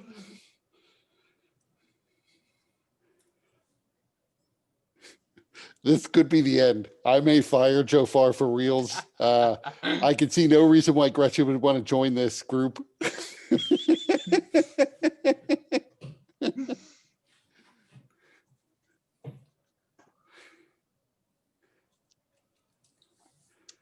We're basically going to be operating out of Gretchen's house anyway, and she wants to get away from her husband.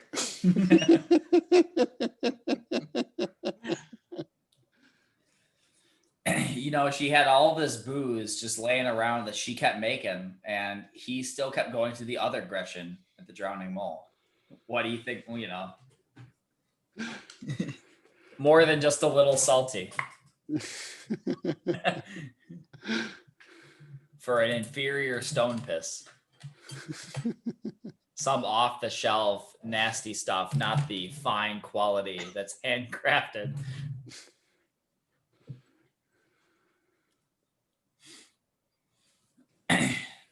Yeah, you have to wonder why. Gretchen has no idea.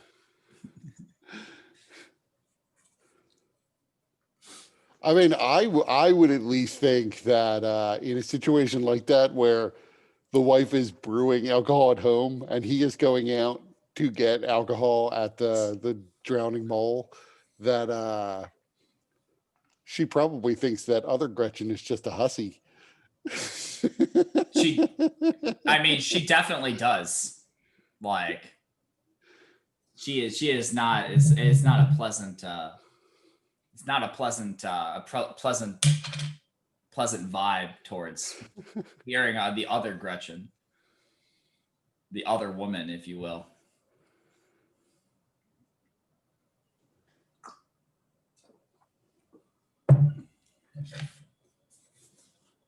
Stop biting me.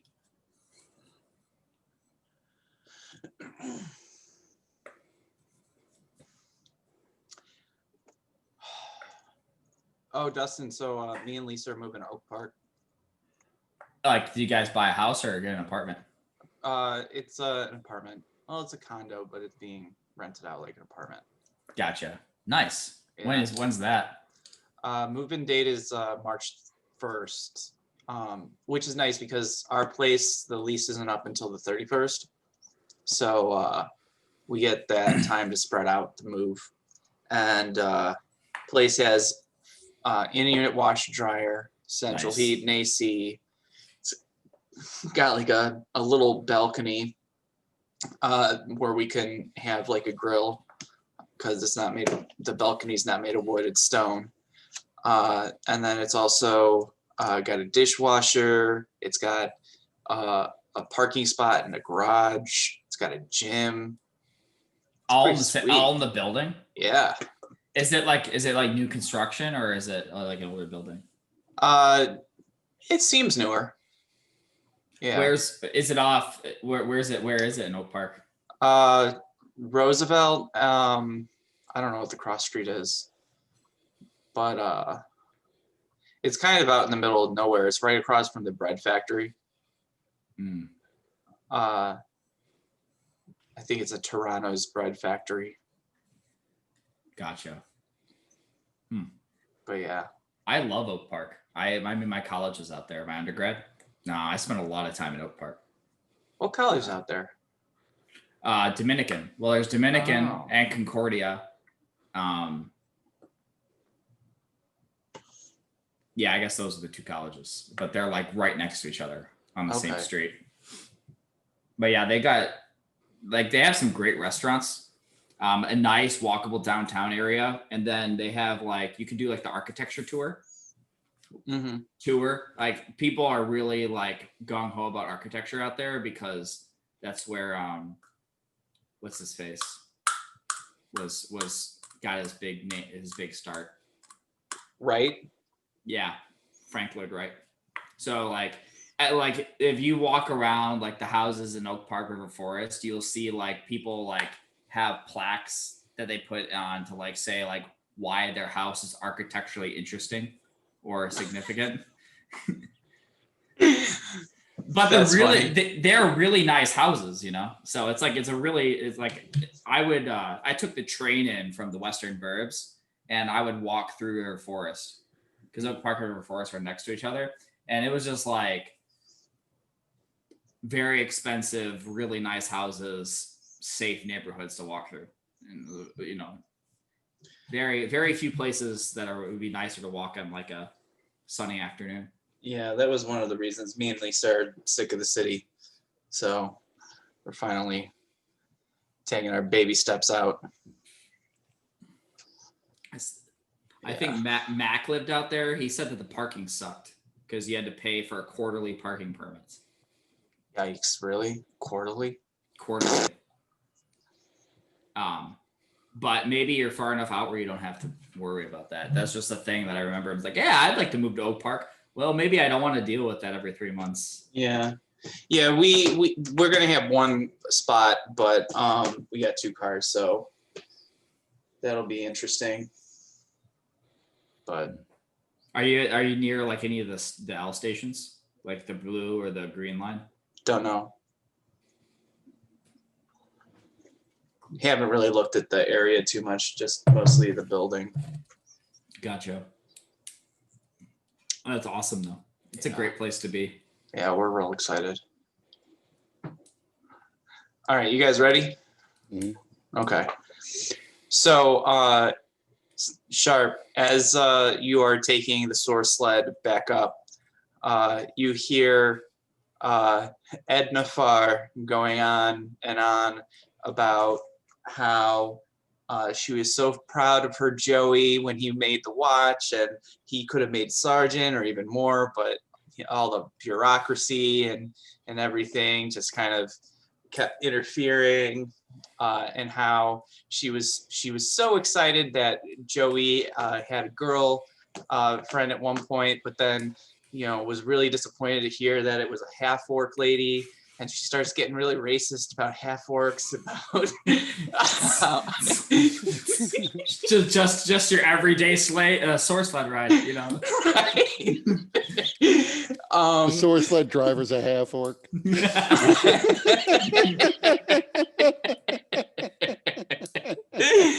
Yeah, she's like, they're just big old brutes, and they were so disappointed. She was so rough around the edges, but then if they had kids, it'd be okay because it'd only be a quarter orc, and that's much more manageable.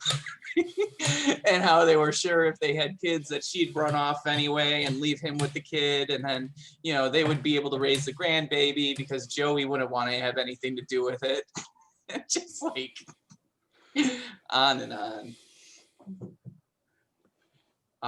And how their little Joey was always so excited when he came across graffiti so that he can clean it, and that there was a secret reason why he always wanted to clean it, because he always was hoping for the lottery to attend the Tane galas, and how early in his childhood he was like always wanting to go to one of them, and so you could earn tokens by cleaning graffiti to be able to go.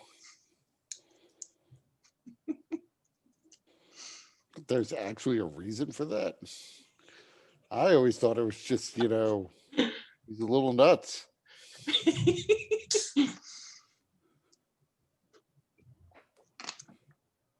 So she basically talks the entire time without taking a breath or a pause for any kind of response, moving from subject to subject radically, going off on a tangent and then coming back to it after like 10 minutes. And then you arrive back in Oakbridge. So is our driver a half orc? He is not, thankfully, Okay. but he does look He would over have his gotten a shoulder much from bigger, time to much time. bigger tip if he was a half orc. But nevertheless, even though he's not a half orc, when I tip him another 2 silver on top of what I've already paid him, I will say, I am so sorry. And I will hand him 2 more silver. Yeah, if the driver was a half orc, she would have been much more hushed. Like, I know he's a half orc, but I have to say, just Hey, he could have just stopped and told her, get out. But we're in the air. Get out. That's what the feather fall charms are for.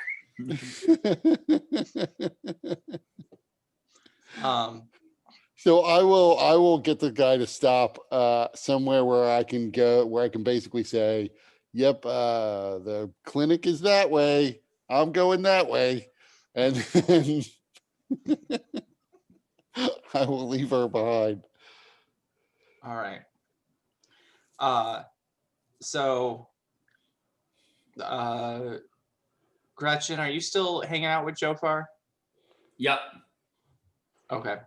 And by the way, I'm going to take a short rest before I go talk to the cops. Okay. I mean, the source sled ride is long enough for you to get a short rest in that way. Okay. I just wanted to get my spell slots back. Mm-hmm. So Jofar, you're reading your Kings of Galifar. Gretchen, I don't know what you're doing while you're waiting with Jofar, but in walks a blue-haired old lady. Well, we don't get I don't get a perception check because I know this woman's talking down the hall. I don't get a check for this. Oh, okay. Yes. Go ahead. Is it disadvantage or what? You know what? Her vocal patterns and the noise that she makes in her wake are so big that you can have advantage. Oh yes, I need it. Thank God. Perception 15. Okay, yeah, you hear her Okay, going what's- on about what's- where's my Joey? what's Oh in the my room? Joey, he's so hurt. He was in an explosion. He's a big boy in a nice investigative agency, but he was in an explosion. Where's my Joey? What's in the room? Is there a window? Yes. Okay. Can I open it? Yes. Can I get out? Yes. See, yes, that's exactly what I'm doing. So now the question is, do you trust the Featherfall charm? Don't care. If the silver flame deems that I die, oh well. Okay, so yeah, it is a sheer drop, but there is like a walkway beneath the window, so you can definitely jump out and have the Featherfall charm activate. You'll still take a little bit of falling damage, Worth it. but it's only like a d6. Okay. We're not even gonna roll it because it's not gonna matter. I don't want ultimately. PvP with my mother, so I'm jumping out the window. So Gretchen, you see Jofar just wordlessly open the window, shut his book, put it away, open the window, and jump out. Gretchen like, wait, where you going? And then she would like sniff her pits. Oh, If you had any sense, you'd jump to. And then bursts into this room is this blue-haired old lady, and she's like, Joey, wait, you're not my Joey. Where's my Joey? You mean that guy that just jumped out the window? Joey! She runs to the window. Joey! So what are you doing like the minute that you hit the ground? Running as fast as I can away from this place. So let's see.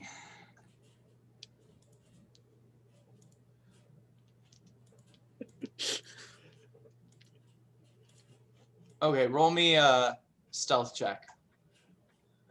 All right. Just straight up is 9. If you want Running to stealth. advantage of you. So she rolled an 8. So she doesn't see you because her vision's going. But she runs to the window, she yells out, Joey! Joey! Where are you? Make sure you're eating! We need you big and strong for when you give us kids. They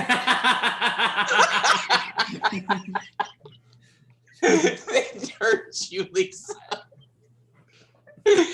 Yeah, it's weird. I know.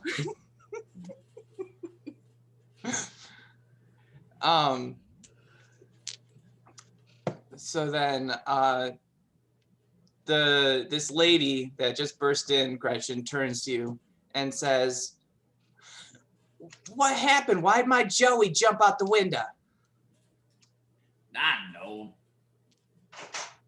I heard he's got like 2 personalities. Maybe one of them became active. I just met the guy. Give me a break. Personalities. Who are you? I'm his ma. Oh. That makes a lot of sense. Wait, are you Joey's new girl? Oh, No. please tell me he's gonna have grandkids. They're gonna be weird looking babies if they're half dwarf, but I heard it's possible. Oh, I can't wait. When's the wedding? Are you gonna invite us? Is it gonna be a big wedding? Nah, I know, Joey. It's gonna be a small affair, I'm sure. Listen, lady. First thing, I can't have kids with no Joey. Second thing, I'm married to that Galook in the other room, Hammerath, who also blew up in the same explosion that Joey did. Joe, whatever.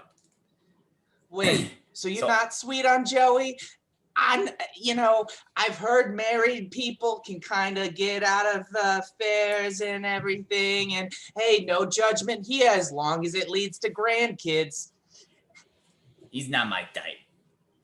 I prefer more of the, he's a little quiet for my tastes. Well, thank He God. seems like a nice guy. Thank God for that, because half-dwarf kids would be a little weird. I don't mean it like you think I mean it, but, let's be honest. I think you're racist.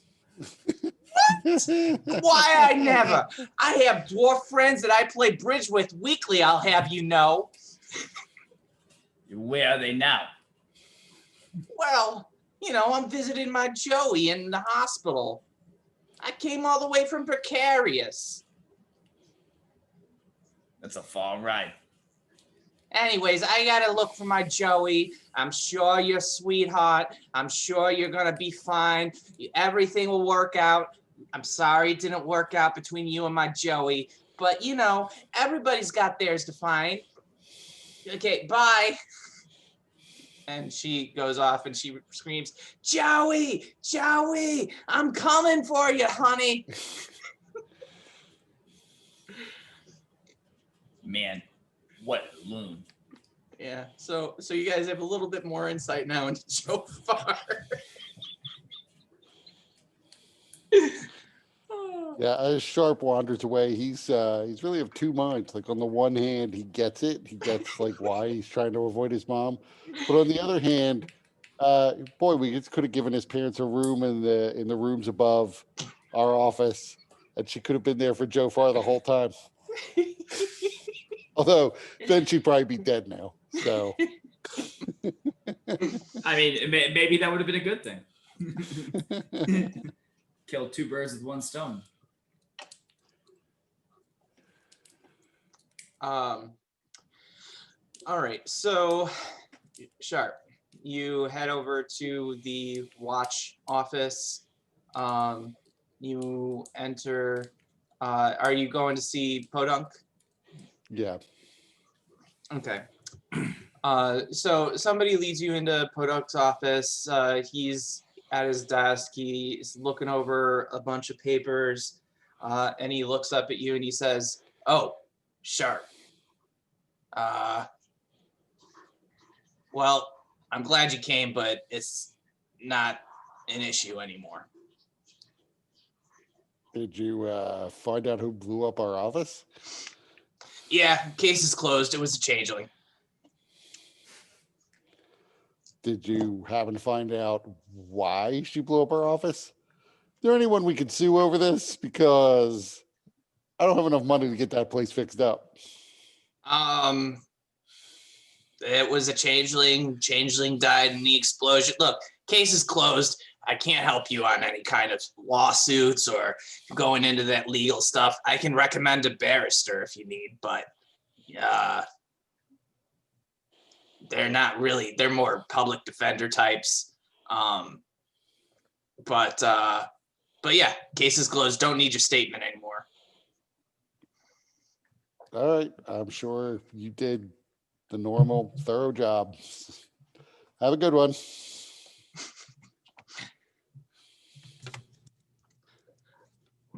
So he doesn't even he goes back to his papers. He doesn't even look at you or anything to show you out to the door.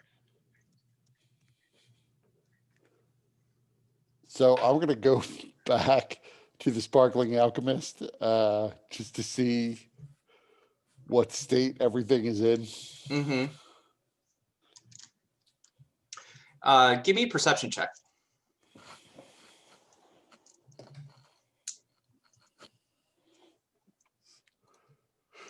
That is, oh, I forgot how bad I am at this. So I rolled well though, 17. Okay. So as you're approaching the destroyed Sparkling Alchemist, before you actually enter, you can see somebody sitting at one of the tables. It seems to be sipping from a cup. So I will step inside through the hole in the wall. So heavy.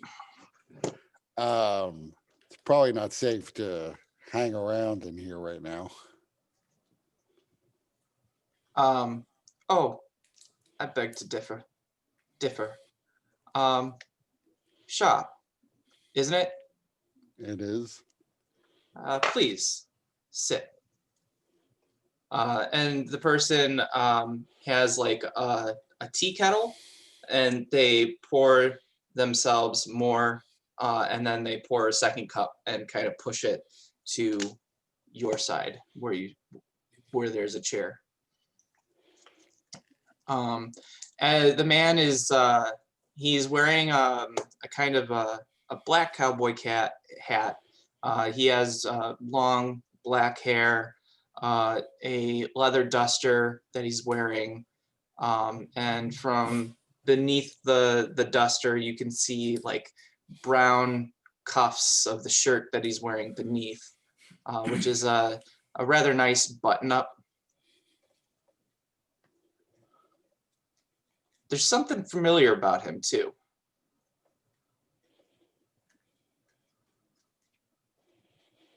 So I'll start to drink whatever it is he pushed in front of me. Mm-hmm. And then what is it? It tastes like tea. Then I will push it aside. No alcohol in that.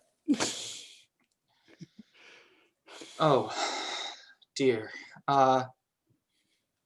Sorry, it's a bit early for me to Well, as engage you in can see any.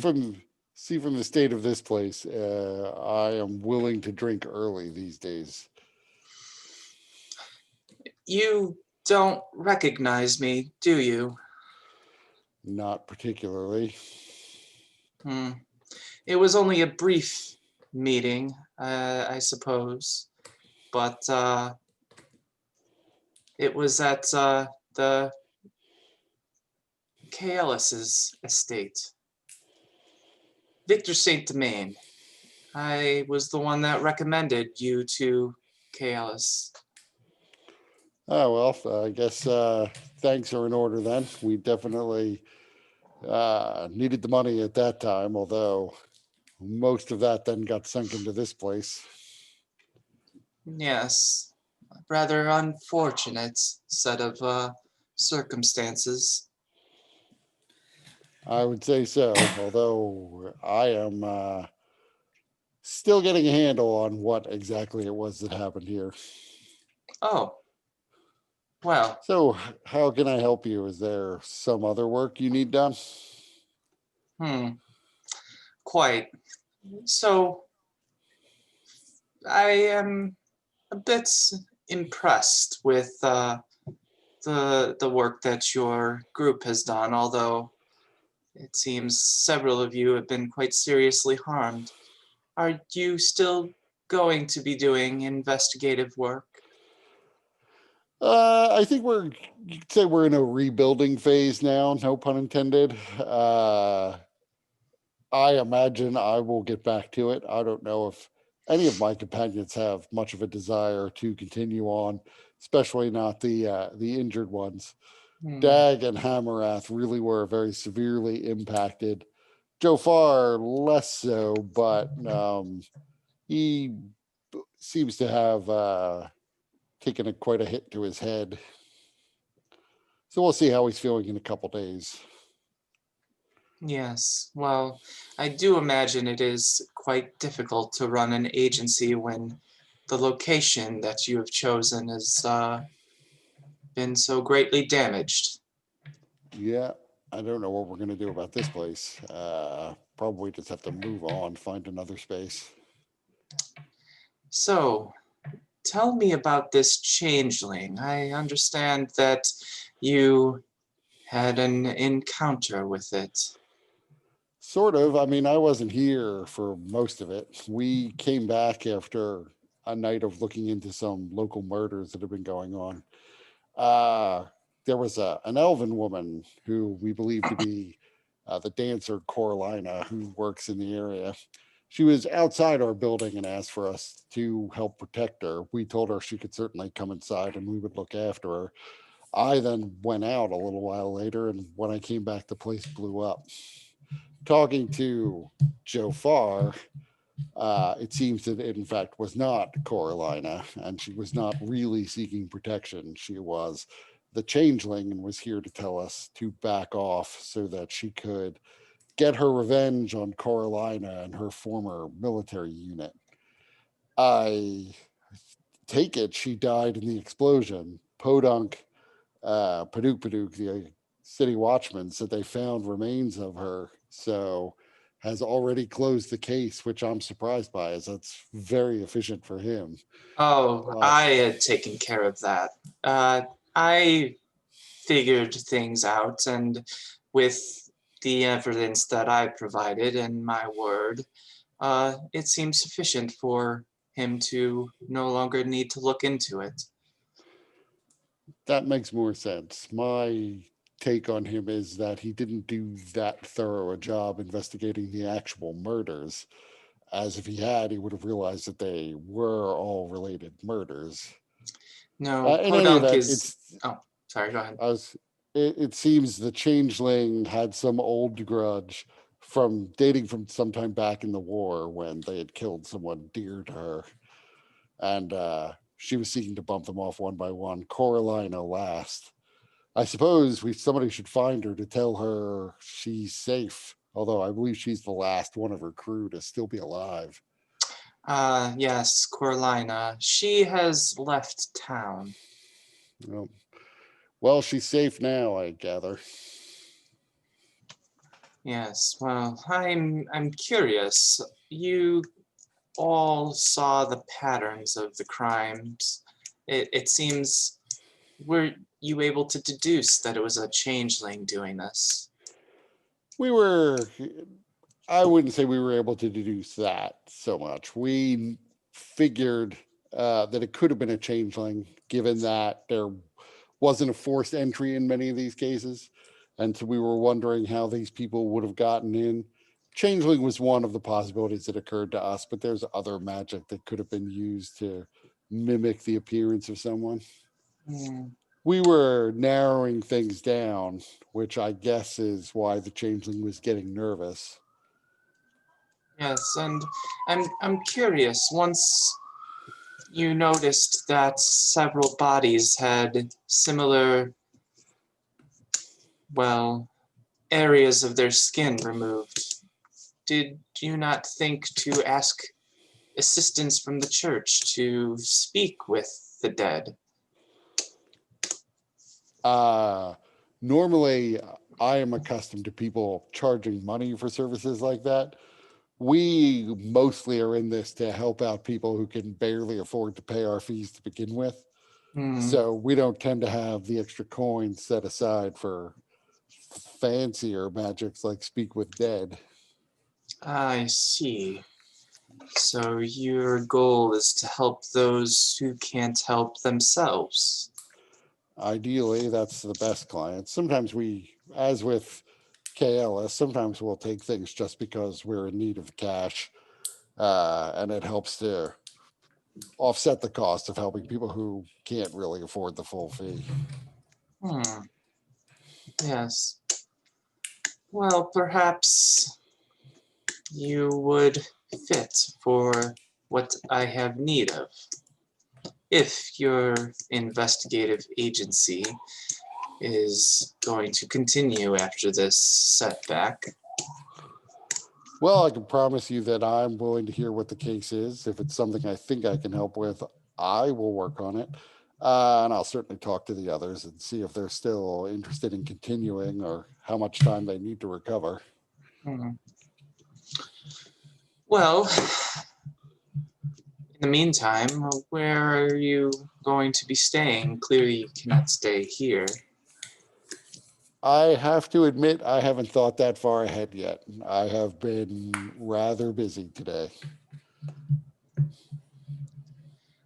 Well, if it's going to be helpful to convince you to take the case, I am willing to put you and your companions within the agency up for lodgings in the meantime. And as part of the payment, I can arrange for this establishment to be repaired. If you're wishing to keep it, that is. I would prefer to keep it, although I haven't even begun to figure out what it will cost to get this place repaired. Presumably, the city is going to charge me one way or another, so I have to admit you have my attention. That is not so difficult. I have connections and favors that people owe. It would be a small thing to get this place in, dare I say, better condition than you found it. Well, like I said, you have my attention. What sort of work is it you need done? Well, you are familiar with Precarious, I understand. You having until recently lived there.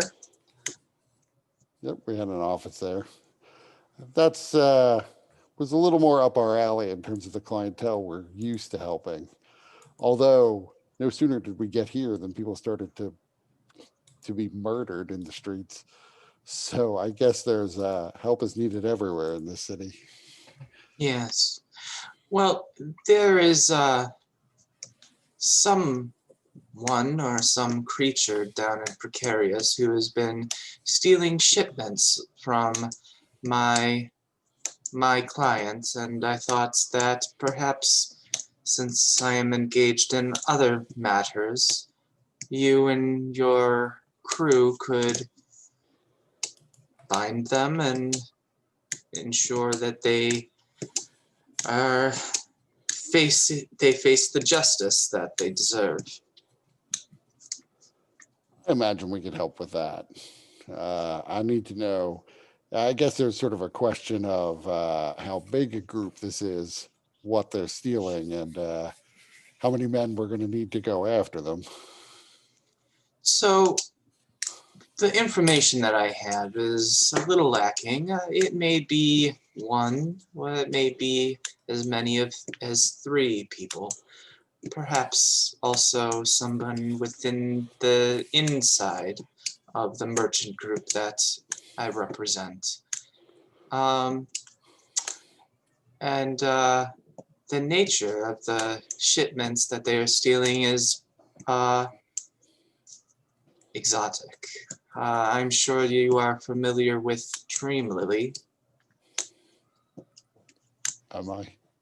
Yeah, so Dream Lily is pretty, it's not common, but in terms of narcotics, it's one of the ones that would be a bit more accessible. It is outlawed for most uses, though House Jurasco does have permits for medicinal uses regarding Dream Lily. I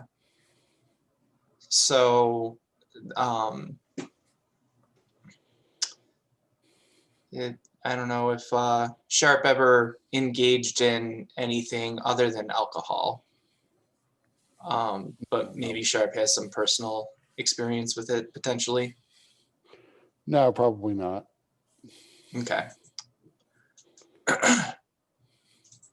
So,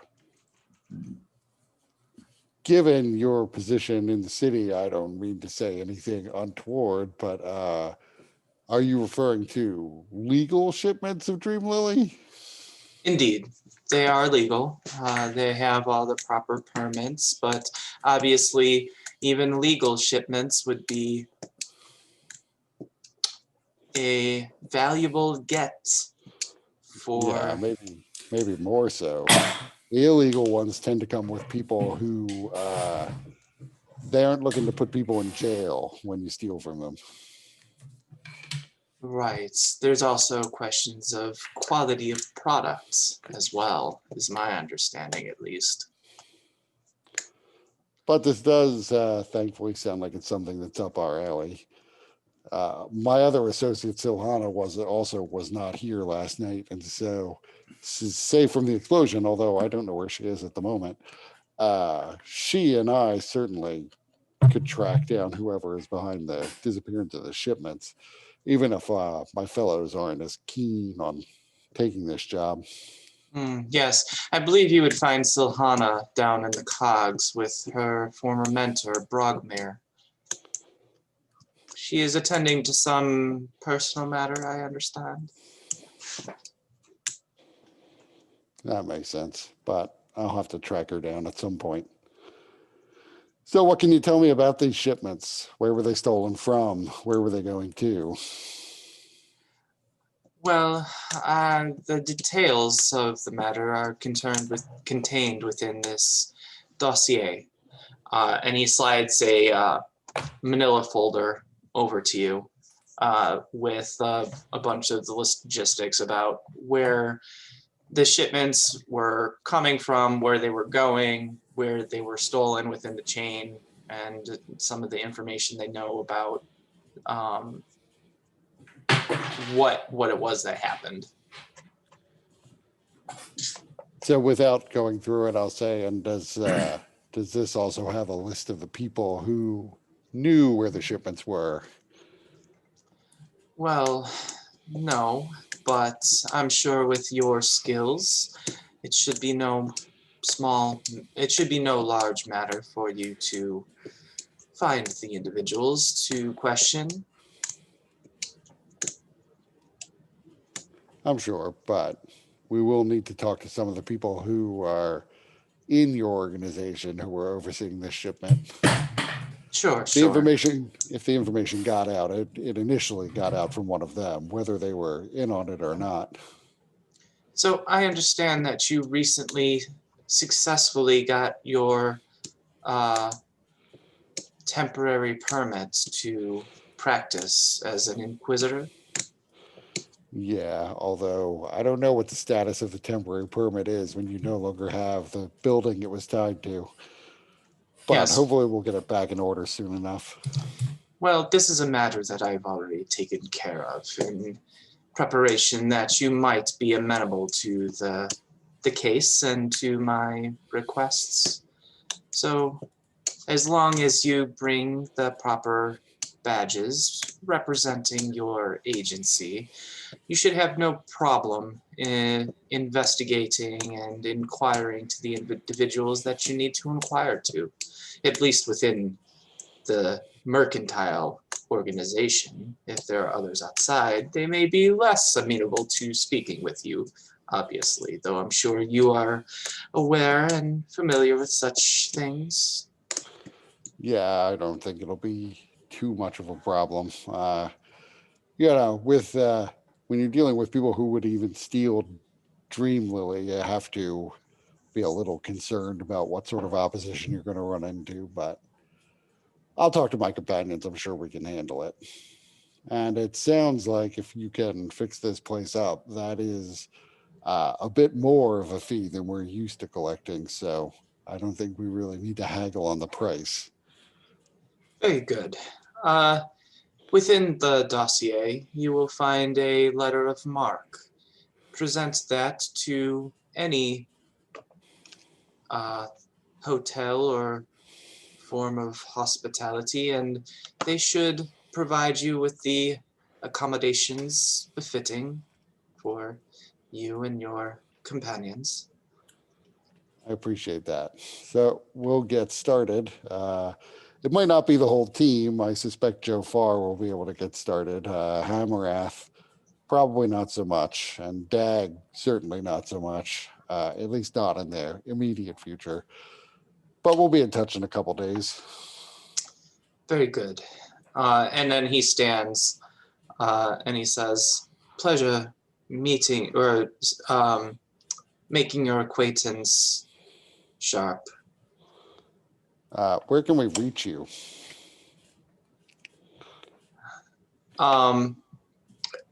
It is all contained in the dossier. All right, then. I will check in with you from time to time if I do not hear regularly, though do not be concerned about it. It's just a matter of checking in. I'm sure you are not averse to this. No, not at all. Very good.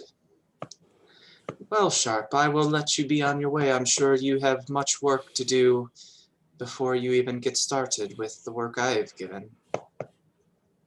Yeah, I've got a few things to clean up here.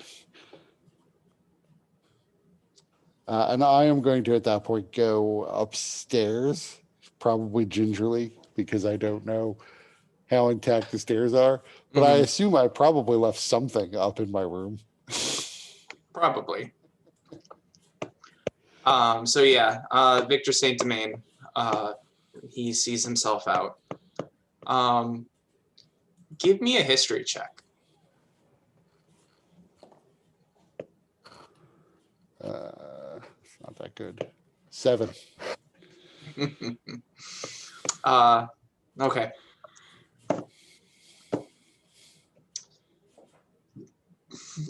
So, you're upstairs. So Joe. I feel like I should, because it was Victor Saint Domain, and because I know from all the reports we've read that Victor Saint Domain is also investigating the disappearance of the mask. Okay, so that's kind of like, I was wondering if you remembered, because there's a possibility your character I definitely might. remembered. I would have definitely remembered that, especially given that I just dropped the mask off of a ledge. But I was going to say, I feel like I should have to make a deception check because I would have had to have held it together. Okay. But I have advantage because of my invocation. Yeah, well, that's very good. 24. All right. So if he noticed anything odd about your countenance as you had that conversation, he didn't reveal it. And that was what the history check was about, to just make sure that your character remembered that, because I wasn't sure, because you weren't role playing it, like you were keeping it close to the vest at least. So I just wanted to make sure.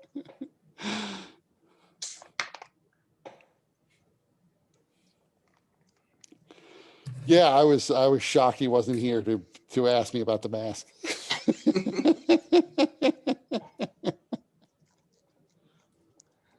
All right. So, 1 second.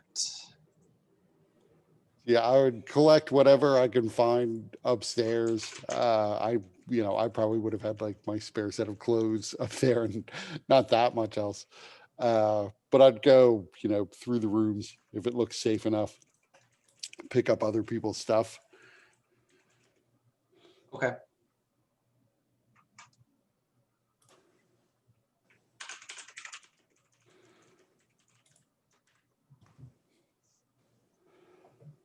So, And then I guess I would go oh. back to the clinic to talk to Joe Farr, since I don't necessarily know how to get in touch with Sohana at the moment.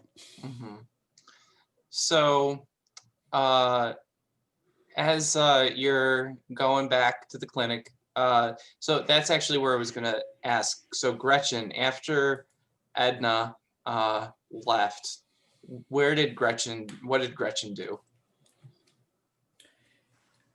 She would have gone to the room where they're operating on Hamarath and be waiting outside, occasionally telling them they're doing it wrong and to let her do it. Yeah. So they're getting fairly annoyed at you. So Sharp, as you got back to the clinic, you would see this going on in the hall, but you would also notice that Jofar's room is empty. And before we go there, so Jofar, after you landed, probably not terribly, but still kind of twisting an ankle in the fall, where would you have gone? Church of Silver Flame. Okay. So as you get to the Church of the Silver Flame, at this time, this is probably close to 2 o'clock. So Okay. it would be towards the end of the afternoon mass. Okay. So there are people kind of filing out. Several of the priests are kind of shaking hands and speaking with the parishioners.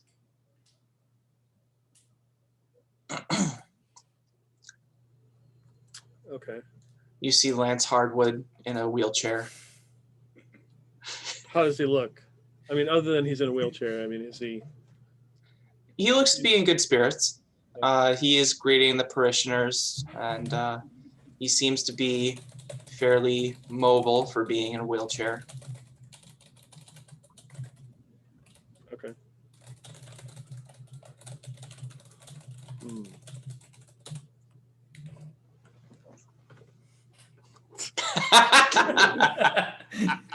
Damn it, missed opportunities.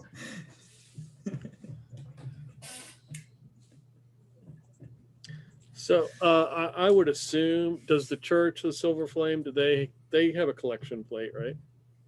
Oh, of course. Okay. I'm going to head back to where it's collected. Okay. So by this point, because it's the end of the mass, they've already, done the collections and everything, but there is like a lockbox within the church that you can go to drop some coin in. Okay.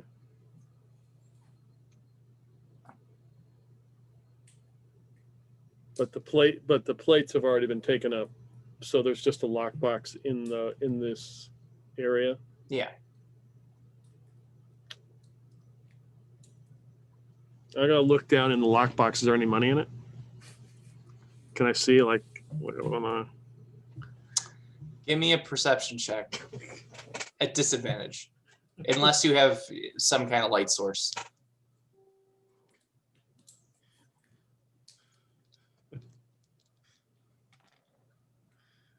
No, that's bad.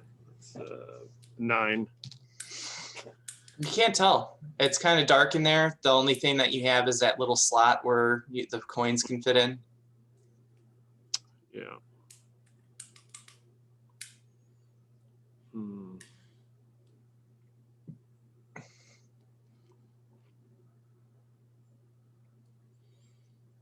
Hmm. What is it that you're wanting to do here?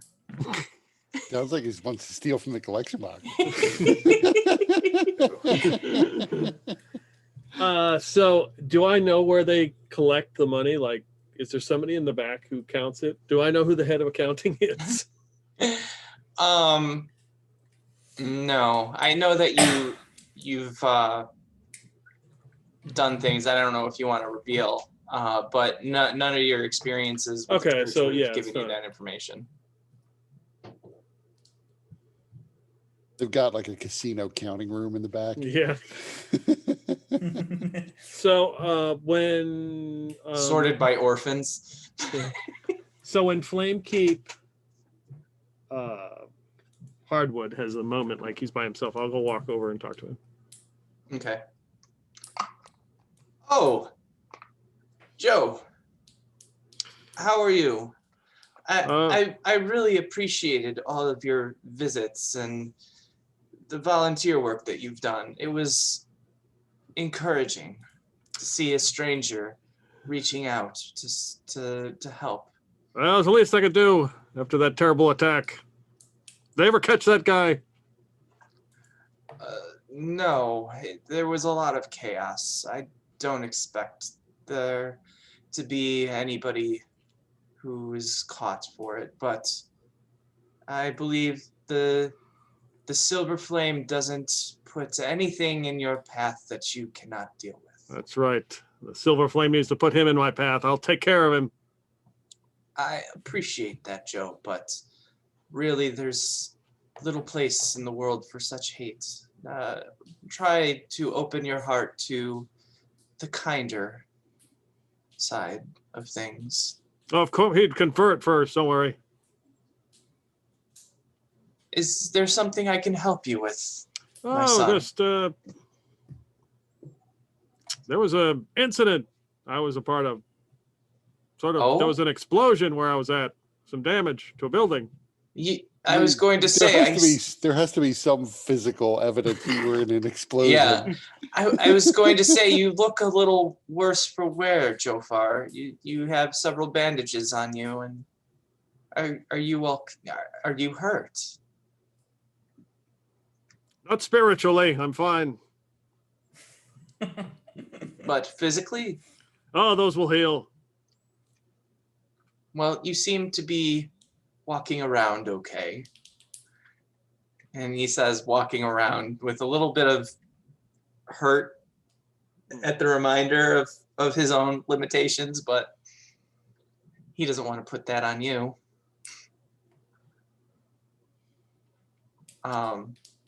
So an explosion.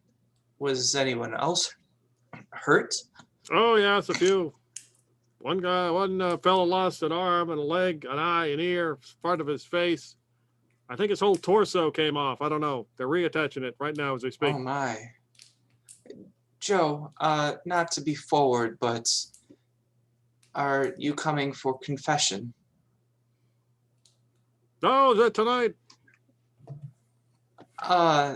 Well, confession is when it is needed. Certainly we do offer confession tonight, but I'm just wondering because you seem troubled, and with this explosion and your own injuries, do you need to unburden yourself? Not particularly. I see. Well, is there something else that I can help you with then? It seems you've been through quite an ordeal. Well, the building was damaged, and that's where I live. You got a loan program or something here? Loan? As in monetary loans? That's the kind of loan I'm talking about. Of No, course, not a spiritual loan. That's permanent. the church does not engage in such things. If it is a loan that you need, I can recommend a banker through House Kundarak. But other than that, I'm not sure that the church can be much help in financial matters. I do know for some individuals who qualify, the church has a program that helps with employment and housing, but you would, of course, need to apply. But no loans. No.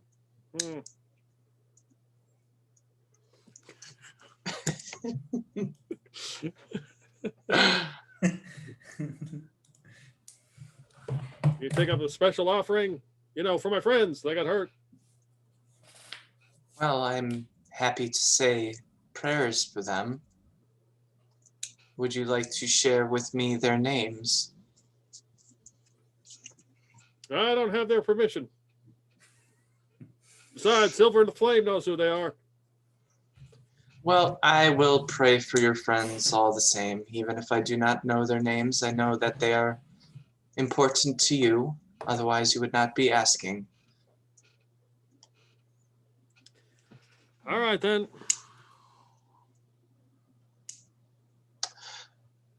Go well into the light, Joe. And may your wounds heal quickly and your situation improve.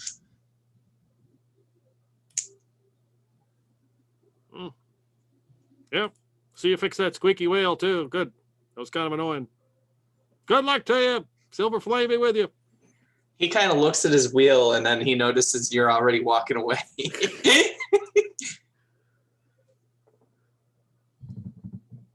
So as I go out, I'm sure there's like I don't know. I just imagine there's like a bowl of mints or something they keep out, and I just like basically take all of them, like pour them into my pocket. Sure. For the visual, we'll say yes. I like to think he does it with Father Hardwood watching. He just dumps the whole bowl into a pouch. Not breaking eye contact once.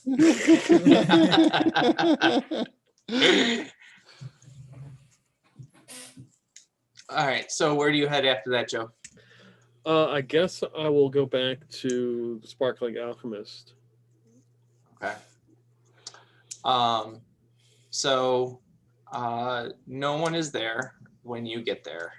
And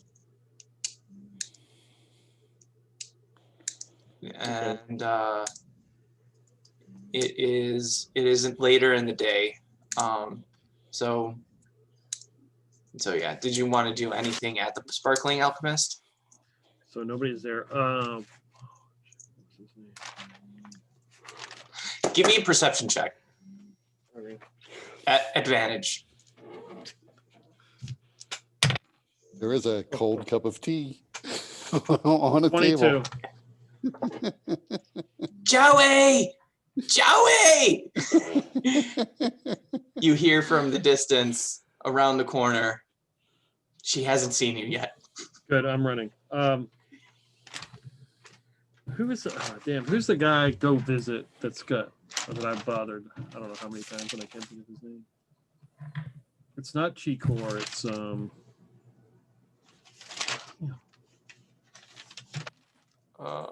one that made the mask for us, right? Didn't he make the fake mask? Oh, wasn't that your guy down in Precarious? Precarious. Yeah. It Yeah. was. Although I thought that was Chikor. Oh, was it Chico? I thought Chikor is the guy who owned the shop in Oak Ridge. Yeah, but I can't Was remember there- if you was there, guys. Chikor's brother. It or was something? definitely some guy down in Precarious who made the mask. So Yeah, it was that was the contact that Joe Farr has. I can't remember his name.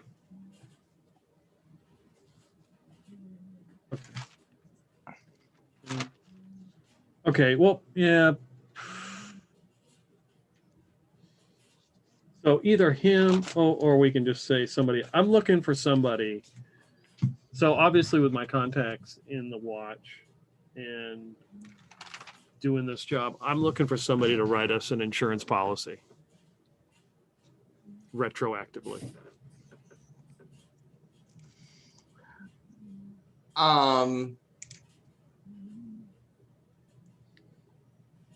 Because I've seen Sharp there in the hospital, and it looked like the Sharp that was the werewolf Sharp, and I'm afraid he's going to kill me. So I got to like bring some kind of peace offering or something.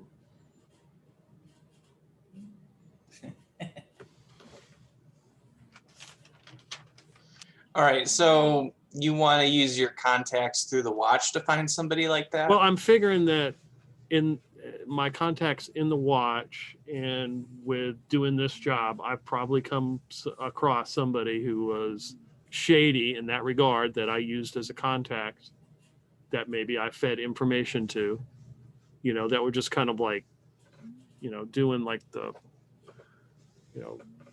forgery and crap like that, I mean, I'm interested in like the graffiti people, right? That's important. And the murderers too, of course. But I would say if you're talking about Precarious, you've been there long enough to know those people. In Oak Ridge, you haven't been here long enough to make those kind of contacts yet. Yeah, it'd have to be. I mean, unless you want to talk to Podunk Padook. No, I don't. No, he's too shifty.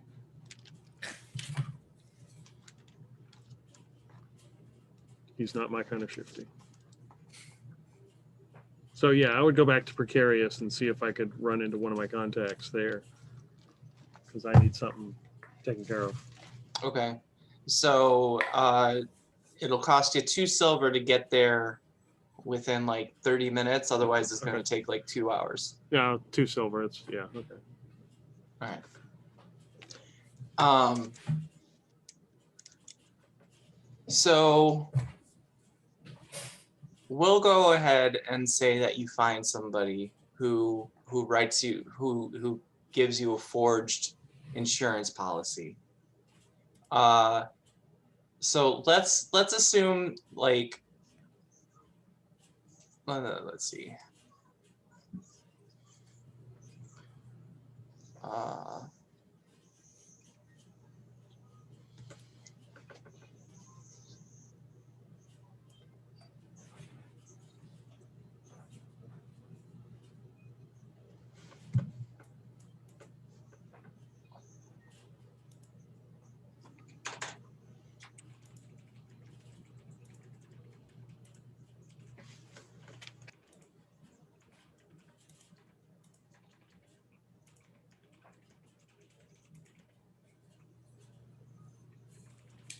Okay, so they give you a forged copy of an insurance policy.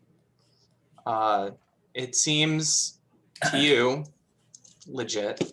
I don't know if you've ever seen, your character's ever seen an insurance policy, but it looks right to you, but they're gonna want money for it. So for something like this, they're gonna charge you 50 gold pieces.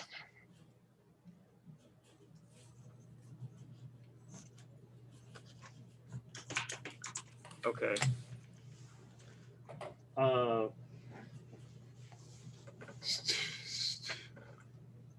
So what's this guy who I run into? What's he like? Is he in bad shape physically? Is he down on his luck? Is he got plenty of money?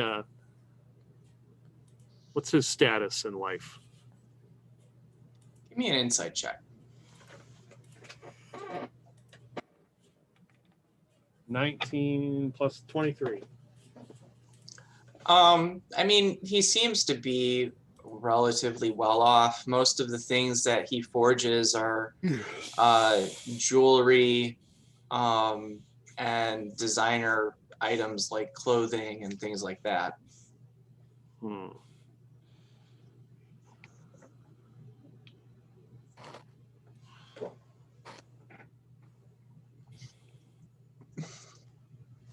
So, like blessing from the silver flame, it probably wasn't going to do him any good, right? Mm-mm. He doesn't have any like sick orphan kid I can like cure wounds. Mm-mm. I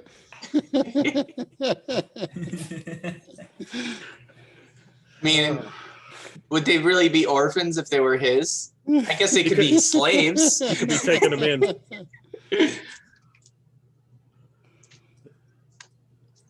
But also, this is Eberron. Like, first level spell magic is not going to seem miraculous to anyone.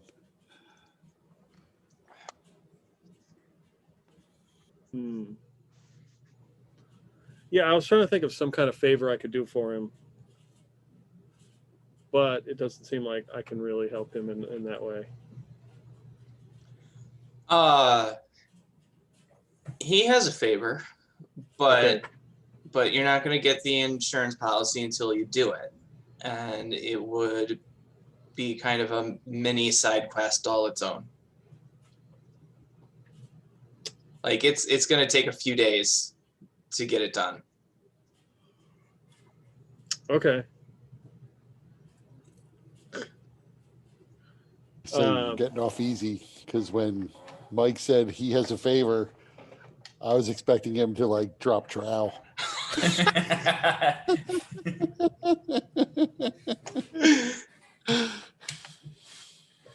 Oh.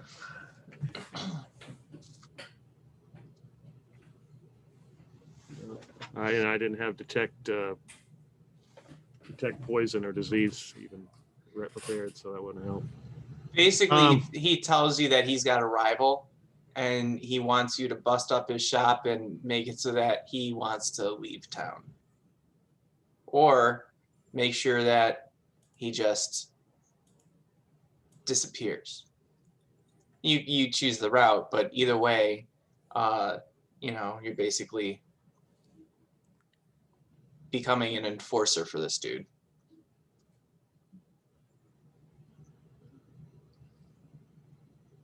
Okay, so is this in addition to the 50 gold pieces? No, this would take care of it. Okay. So, sure.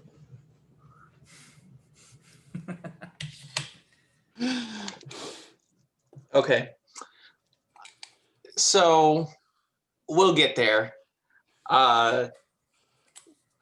Maybe we can do that in between. Yeah, so Joe Farr would, as he, gets this insurance policy, and would stop off at some secondhand armor shop, I'm sure, like used weapons or armor or something, looking for a helmet. Well, remember, he's not giving you the insurance policy until you do it. Oh, well, yeah, okay. So it's going to be kind of because I think we're getting close to the end of the session today. Yeah, So no, we can I do mean, we could leave Joe Farr off as he's in this armor shop Okay. trying on the helmet, and there's a mirror, and he puts the helmet on. He's like, "It's been a while." Oh no. Oh no. Okay. So that cut to black. And then so with Gretchen and Sharp. So Gretchen is outside. Sharp, you come up and see her harassing the doctors working on Hammerrath. You call that a surgery? I could do that with my eyes closed. Let me get in there. I know he's just faking it. Pretty sure he's not faking it. Are they not letting you in there yet? Yeah, they still say I'm gonna screw things up, so they leave me out here. Trying to see where Joe Farr went. We have a case that came in. Yeah, he jumped out the window because his ma came. After seeing that broad, I don't blame him. Yeah, that makes sense. It shouldn't, but it does. Yeah, met the guy for like 5 minutes. Explained a lot. So how's Hammerrath doing? I don't suppose he's going to be. I don't know exactly what they can do for him here or what they're planning to do for him, but I don't imagine he's going to be available to help me on this case. Can I see? So have I been given a status? I've been harassing the doctors around him. I've been given like periodic statuses. Yeah, it's still only been a few hours since the explosion, so he's still kind of critical right now. But the doctors are with each time they come to you, they seem more and more optimistic. But there is talk that he may lose one or more of his limbs. Well, that's just great. He already had one broken limb, and now he's got 4 more. Yeah, sounds like he ain't gonna help. What's this case of yours? This skating can't be that hard. Well, apparently, probably House Jurassica. There's been legal shipments of Dream Lily into the city for use in places like this, medicinal purposes, that have been hijacked by some lowlifes down in Precarious. We've been asked to figure out who's hijacked these shipments and put a stop to it. Does Death's Door is a different neighborhood, right? Yeah.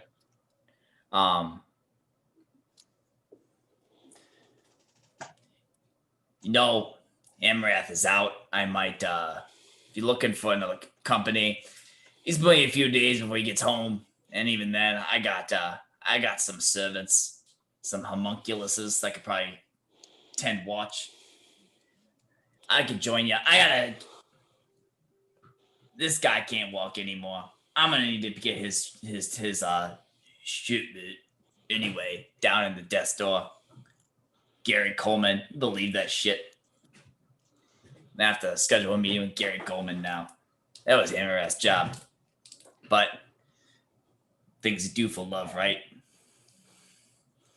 Yeah, I appreciate the offer. You're certainly welcome to come. I warn you though, Joe Farr will be there too. Joe seems fine. I mean, maybe he's into the church of Silver Flame, whatever. As long as you don't ask too many questions, they don't ask questions of you. They're just all fine.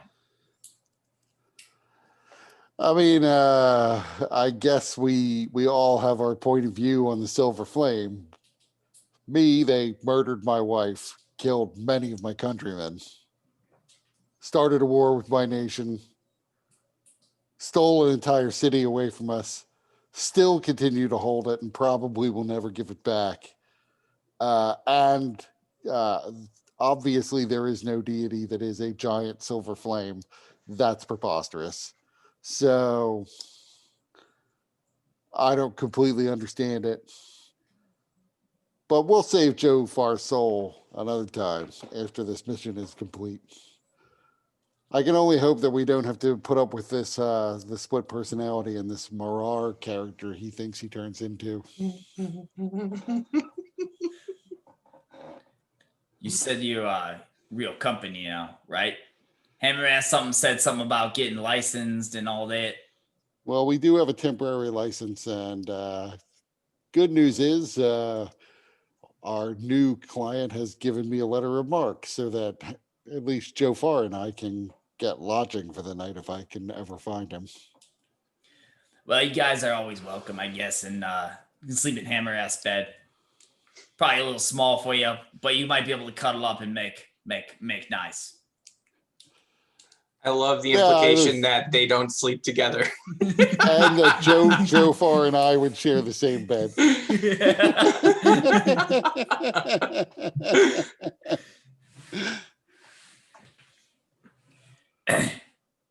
Yeah, I mean, I might take you up on that, but then I probably wouldn't want to sleep in the same bed as Joe Farr. So maybe I'll just find him and we'll find a hotel to hunker down in temporarily while we look into this. Suit yourself. The bed bugs don't cuddle you as good as they will in our bed. So I'm gonna wander around, see if I can find Joe. Probably will come for you tomorrow morning so that we can begin to go and interview the people who knew something about the shipment. That should give us a place to start. We also know some of the characters down in Precarious, so I have at least a couple initial guesses of people we could talk to get more information down there. Sounds good. Quick question before you go. Do I look fat in this outfit? Not at all.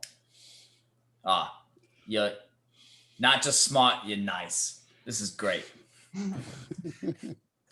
Hammerhead didn't mention that part. Oh, he's only in the job for 3 days, so. Why couldn't I have got that softball?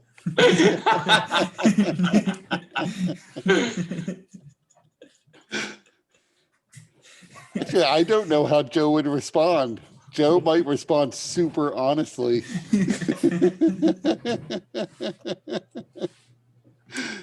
Are those rolls supposed to be hanging out there?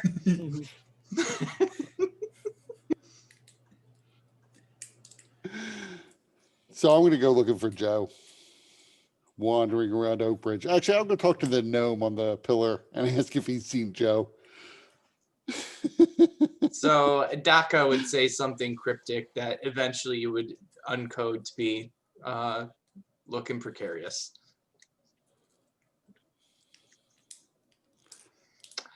And that will be where we wrap up today.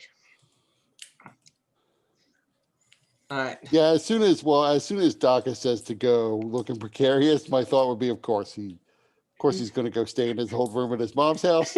I'm gonna go find a hotel because I'm not going there.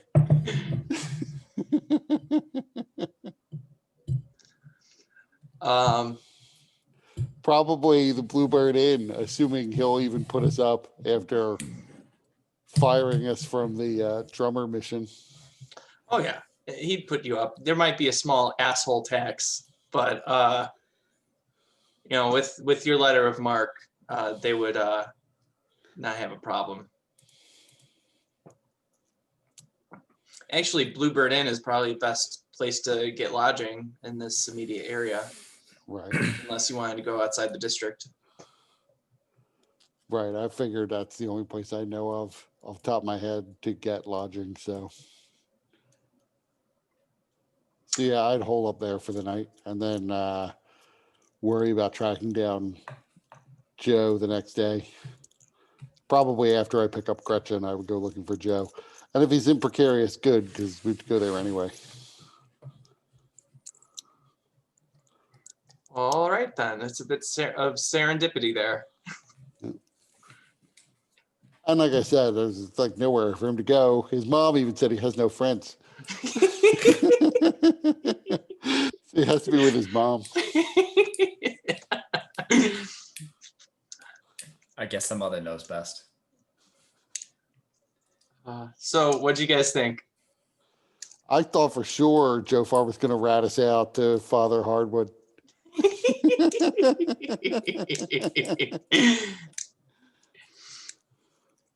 In what way? I mean, just like I now that you have your newfound faith, I was like, uh-oh, he's still to Father Hardwood and he seems guilty. He's been visiting Father Hardwood, helping in his recovery.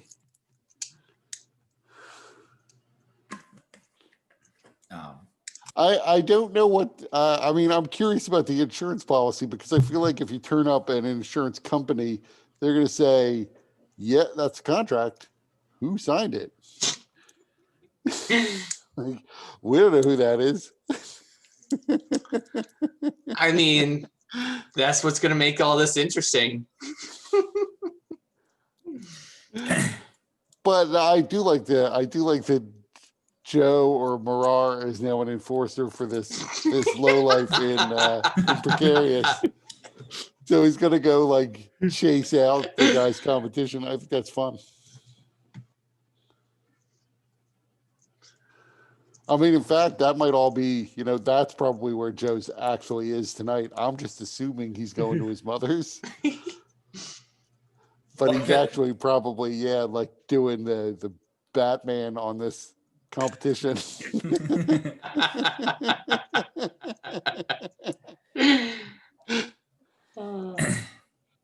It was fun. Yeah. You know, it was interesting to see, I guess, like Joe's mom. I don't know if like that's how you pictured your parents or your mom, Joe, because like or how you pictured her, or if like that was creative liberty. Yeah, I mean, I didn't think too much about it. I just tried to, it was just more trying to avoid her, and obviously Mike played a character that I definitely want to avoid. So, like, nah, I don't think so. That was pretty funny. It's like he just jumped out the window. Where's Joe? The guy who just left jumped out the window. Yeah, he just left. And she didn't seem all that disturbed by it. Yeah, it just seemed like that's what it's like. Joe normally jumps out of windows. I mean, you can completely imagine George Costanza leaping out a window to avoid his parents.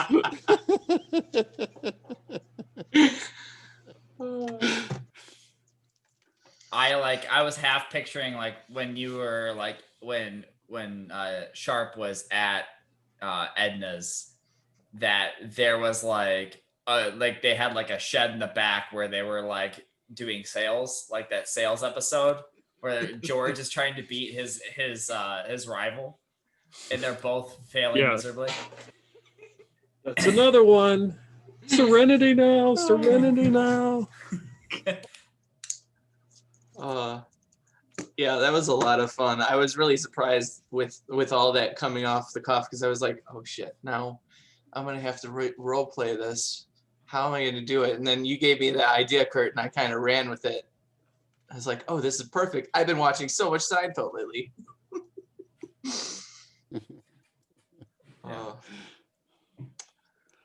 Now we're gonna have to figure out, like, Sharp's gonna have to go get a priest on his own because the mom doesn't care.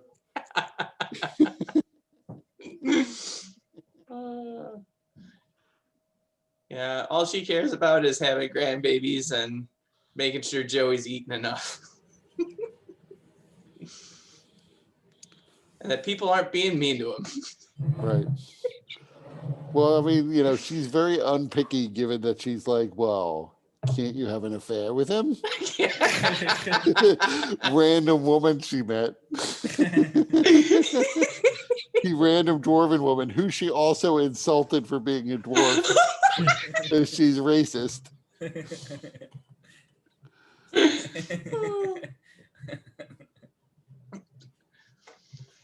Yeah, there was a lot of good role playing this session. It was fun. Did I hear that the next something about somebody stealing this guy's stuff? Is that what we're supposed to investigate? Yeah, so I got a dossier from Victor Saint Domain, the guy who's also investigating the disappearance of the mask. But he also hooked us up with KLS Tella, who sent us off to look for that piece of the statue that took us to the Fallen. And he has hired us to go and find the people behind these missing shipments of Dream Lily, a drug. Okay. Who are apparently based in Precarious. I thought you were there for some of that. So he's paying us in repairs to our stronghold. Okay. For which you are seeking a fake insurance contract. Yes. Can always use. I mean, money. hey, if he repairs the place, we'll just collect the insurance proceeds and win-win. Yeah, nothing bad. Win followed by jail time for insurance fraud. One or the other. Right. Nothing bad will come of that. What's a detective agency game without a little bit of insurance fraud, right? It's not usually on the side of the investigators, but Right. It is a pulp. And besides, it's really going to be it's probably going to be Marar who goes to jail for this. Yeah, so no big deal.